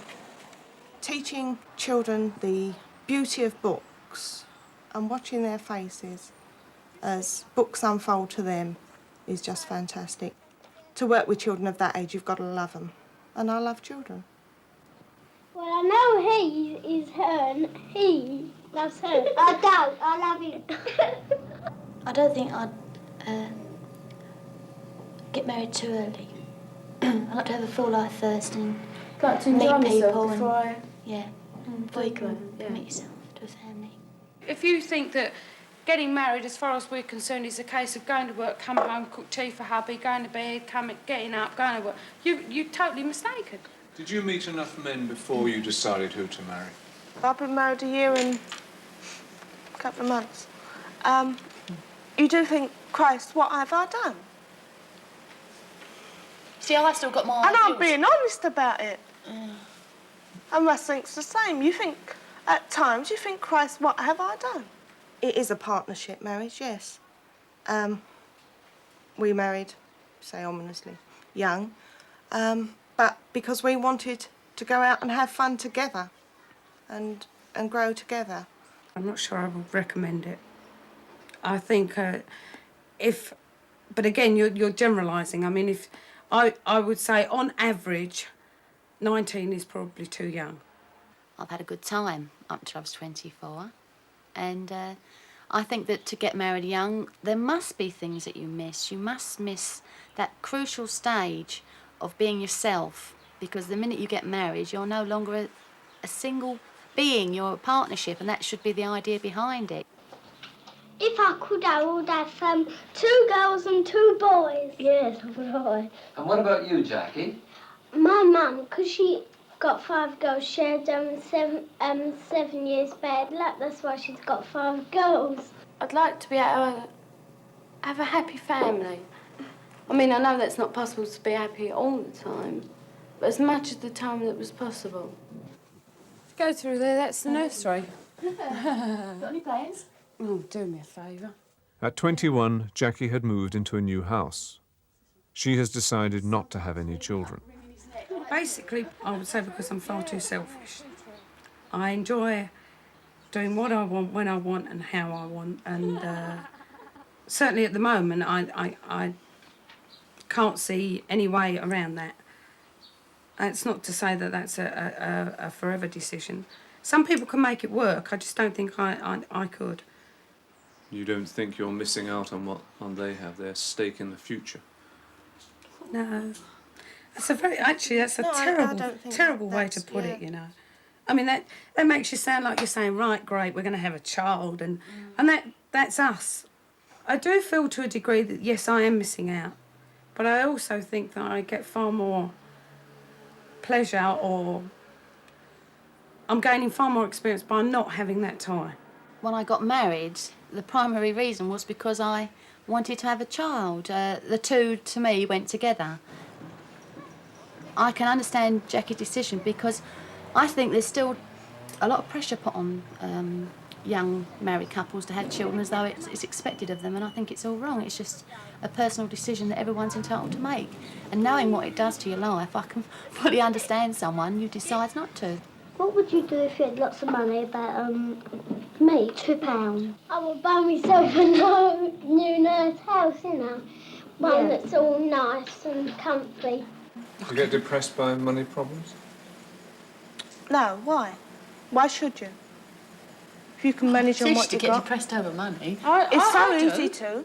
But why should you? Why When I bother reach about the it? 18th day of the month and my mortgage is due on the 20th and there's nowhere near enough money in there, I get depressed about it, obviously. What money? It was hard, first of all, when I gave up work from having a fairly high salary to nothing was hard. But you get used to it. Whatever your circumstances are, you live in them, you get used to them and you cope. Everybody does. I didn't feel like going to a grammar school. I just, comprehensive school, it just seemed more friendly, you know, and at the time that is, but now, you know, really they're do. different. Grammar school's fantastic. You say so. We've had that it doesn't scratch the bottom. Why am I using wooden spoon, please, to stir this saucepan? I don't think anybody influenced me. It was a conscious decision. Obviously, the decision was discussed at home, but it was always in me to go. There may come a time, perhaps later on, when I'll regret not having... We're talking about examination results, really. That's what it boils down to. And I got some examination results, some O-levels, CSEs, whatever. Didn't need them for the jobs I decided to do, so... With this school, we do metalwork and woodwork, and the boys do cookery. And we get a share of everything, sort of thing. Most parents would want every advantage they can get for their child. Now, whether you class going to grammar school as an advantage is dependent on your entire outlook. If you don't class it as an advantage, then you're not going to push that. My mum left me, she knew I could go to grammar, and I decided that I didn't want to, and she encouraged me in the choice that I made. And right or wrong, that was my choice, as much as I was capable of making a decision. And I enjoyed myself. My father had a reasonably good education. He never went to the local comprehensive, but at the same time, I don't think he was too worried which way I decided to go. I think he probably knew me better than I did, which was that basically I was a very lazy person academically, and I think I would have found grammar school push. Do you have any regrets about it? No. No. You can only have regrets about things if you're not happy with the way you are. You look at the old film and you see yourselves at 7. Do you think you've changed? No, I don't think I have really. We're the same people as we were then. I was always chatty, Jackie was always chatty, and Lynn was always the quieter one. Is that depressing or frightening to think that we're all set by the time we're 7 and that's it? I don't think one's set by that age. You progress, but the overall character is there to come up. I think the basics are there. Yeah, the basics are there. Why is it that you three haven't changed so much, do you think? You'll probably never know that. I think perhaps we've all grown up. We've all had a stable background with stable relationships all the way through. I mean, the same people are there now that were there then. The poor, if that you don't help them, they'll sort of die soon, wouldn't they? Where some people are just born into rich families and are lucky. I don't see why they should have the luck when people have worked all their lives and haven't got half as much as what they have. It just don't seem fair. I've had the opportunities in life that I've wanted. I say I've had more opportunities. Yeah, you've made. So you three working class girls don't feel bitter about a society that maybe gives one strata of it more opportunities than another? No. Not bitter. Not at all. I don't even think, to be honest, we consciously think about it until this programme comes up once every 7 years. I really don't think we even think about it. I do not sit there thinking, oh, he actually was born into money. He's had more opportunity. I mean, it just doesn't even cross my mind. I think that we all could have gone in any way that we wanted to at the time within our capabilities. I mean, we chose our own jobs. We were able to choose our own jobs quite freely. If you've got a comfortable background, then perhaps it can make life easy. But I think you've also seen within this programme that it doesn't always work that way. In some respects, I think that the boys and Susie didn't have such an open choice as we had. It was mapped out from such an early age as to where they were going, and they had to live up. It's a hard thing living up to parental expectations.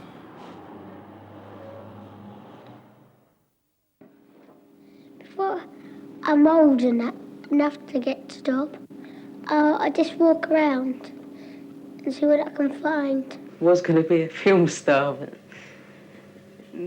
now I'm going to be an electrical engineer. Just more to reality, really. I often say I'm saving to settle down with Yvonne.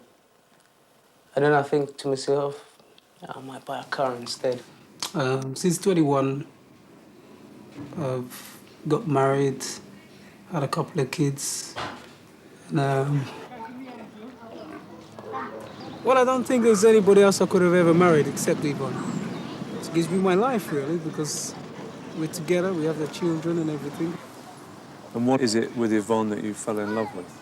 Her nature, really. She's always quiet and thoughtful, except when she's laughing. Tommy, do you have any girlfriends? Well, not many. What do you think about girls? Well, not much. When you decided to have the 5, did you want to have them close together? Yeah, because if you separate each kids, you'll say one is 15 and one is 6. I mean, there's such an age gap that they could never get on. They never grow up together. They won't know each other. Why did you want to have a large family? Well, I wouldn't really call it a large family. Well, I think it is large by average standards. Yeah. We just wanted 5 kids. You know, we got exactly what we want, 3 boys and 2 girls. So, I mean... You gonna have any more? No. It's exactly that. That's a handful, you know. Do you push your kids at school? Those that go to school already?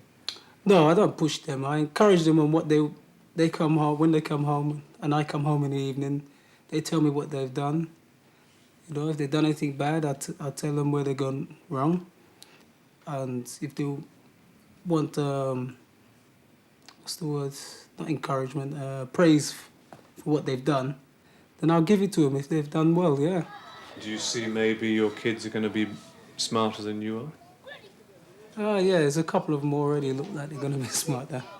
How are you going to handle that? Keep them on my side. They say, where's your father then? You know, when your mum's out at work, instead of your father. And I just tell them I ain't got one.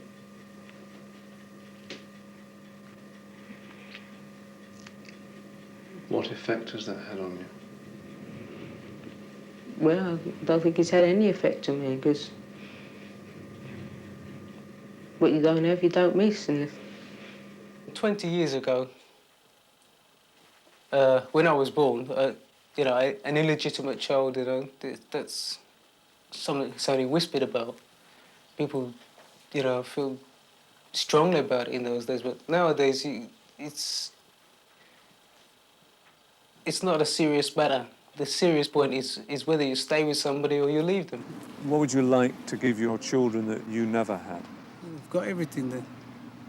They've even got what I never had. So, Which is what? a father, isn't it? So, I mean, they've had everything. I feel like bundling when there's already a fight. I always feel like that. Simon was brought up in a children's home. He went back to live with his mother when he was 13. I was at a boarding school and I liked the discipline. That gave me a kind of freedom.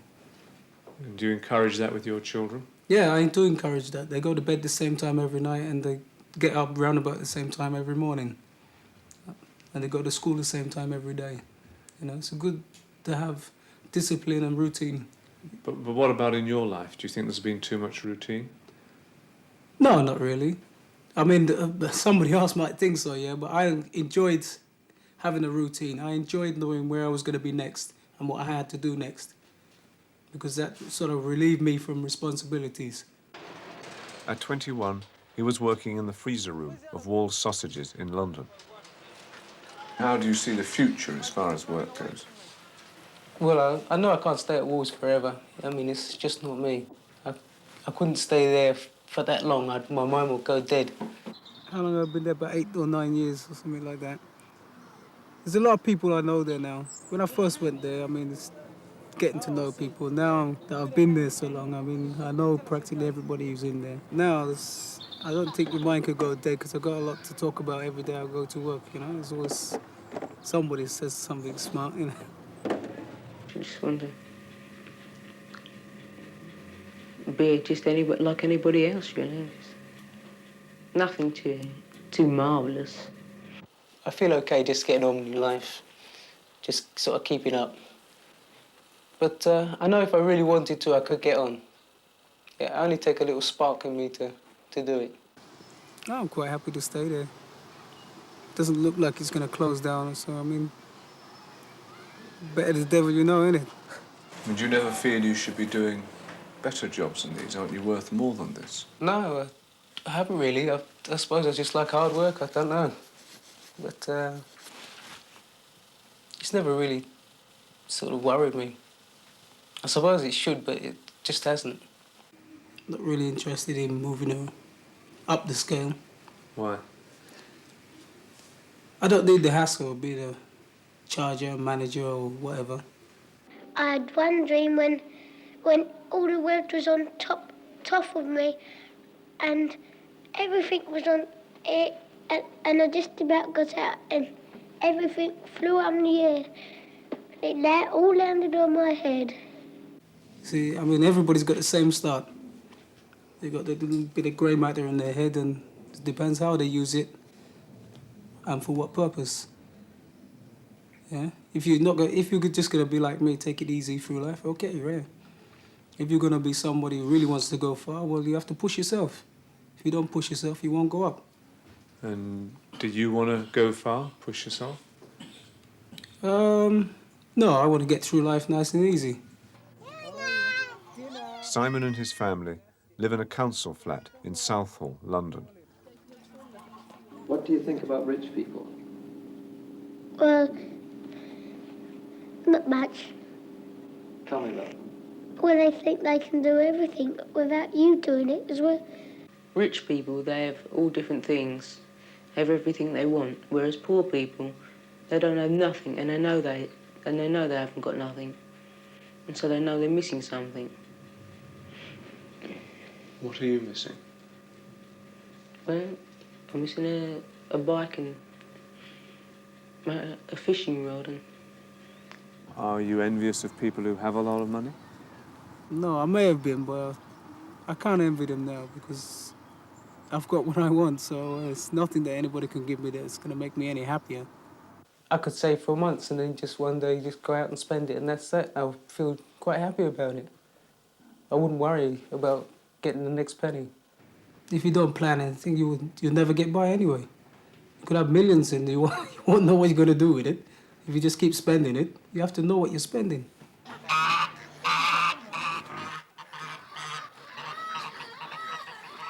everybody's got to get used to knowing coloured people, And coloured people in turn have got to get used to being with white people. Because if either side doesn't work properly, then no side will work properly. They're just the same as me, aren't they? I mean, do you think it's hard being a black man in English society today? It depends what you want, innit? If you just want to live in the society, no, it's not hard. If you want to fight the society, yes, it would be hard. I mean, have you ever wanted to fight it? Not really, no. There's no need for it. I've been to Madame Tussauds with my mum and the planetarium as well. Do you want to go abroad? Yeah. I'd like to go to Mallorca. Take a couple of weeks out there from everything. Relax myself. I think I might like to sort of go out of this country, probably just for a holiday first, somewhere, anywhere, and then sort of think about settling down somewhere else. I mean, I could have got a job in some foreign parts, working for an packing firm. But when it came down to it, I didn't want to move. I didn't want to leave. So, I mean, I probably got a very narrow view of life, because I don't really like travelling. Does that worry you that you have that narrow view? Worry me? You keep asking me if things worry me. No. Does it concern you then? Yeah, that's a different word. No, not really. It doesn't really concern me. And what do you want for the future? Watching my kids grow up, and when they're growing up, maybe seeing their children grow up as well. Looking at some of the earlier films, it would seem that maybe you had a sad childhood. I mean, you didn't have a dad and you didn't have a lot of material things. No, I wouldn't really call that a sad life. It's a different life to somebody with everything or thinks they have everything, but I mean, it doesn't matter if you've got everything, all the material things in the world. I mean, you're not going to be happy anyway because you still want the next thing down the road.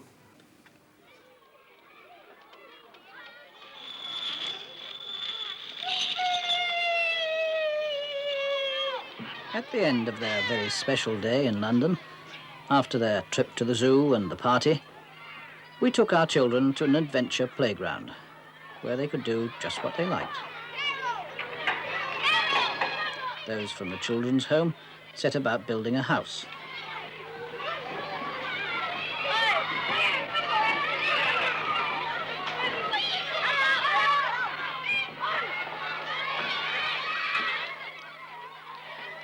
There's Nicholas.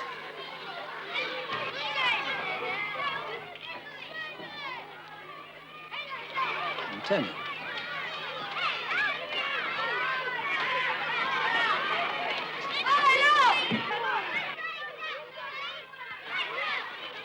Andrew.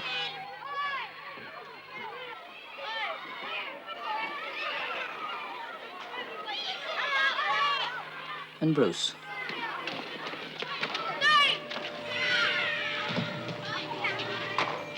John.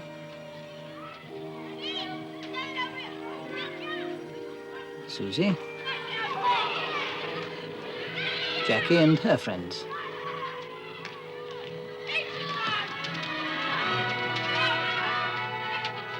Give me a child until he is 7, and I will give you the man.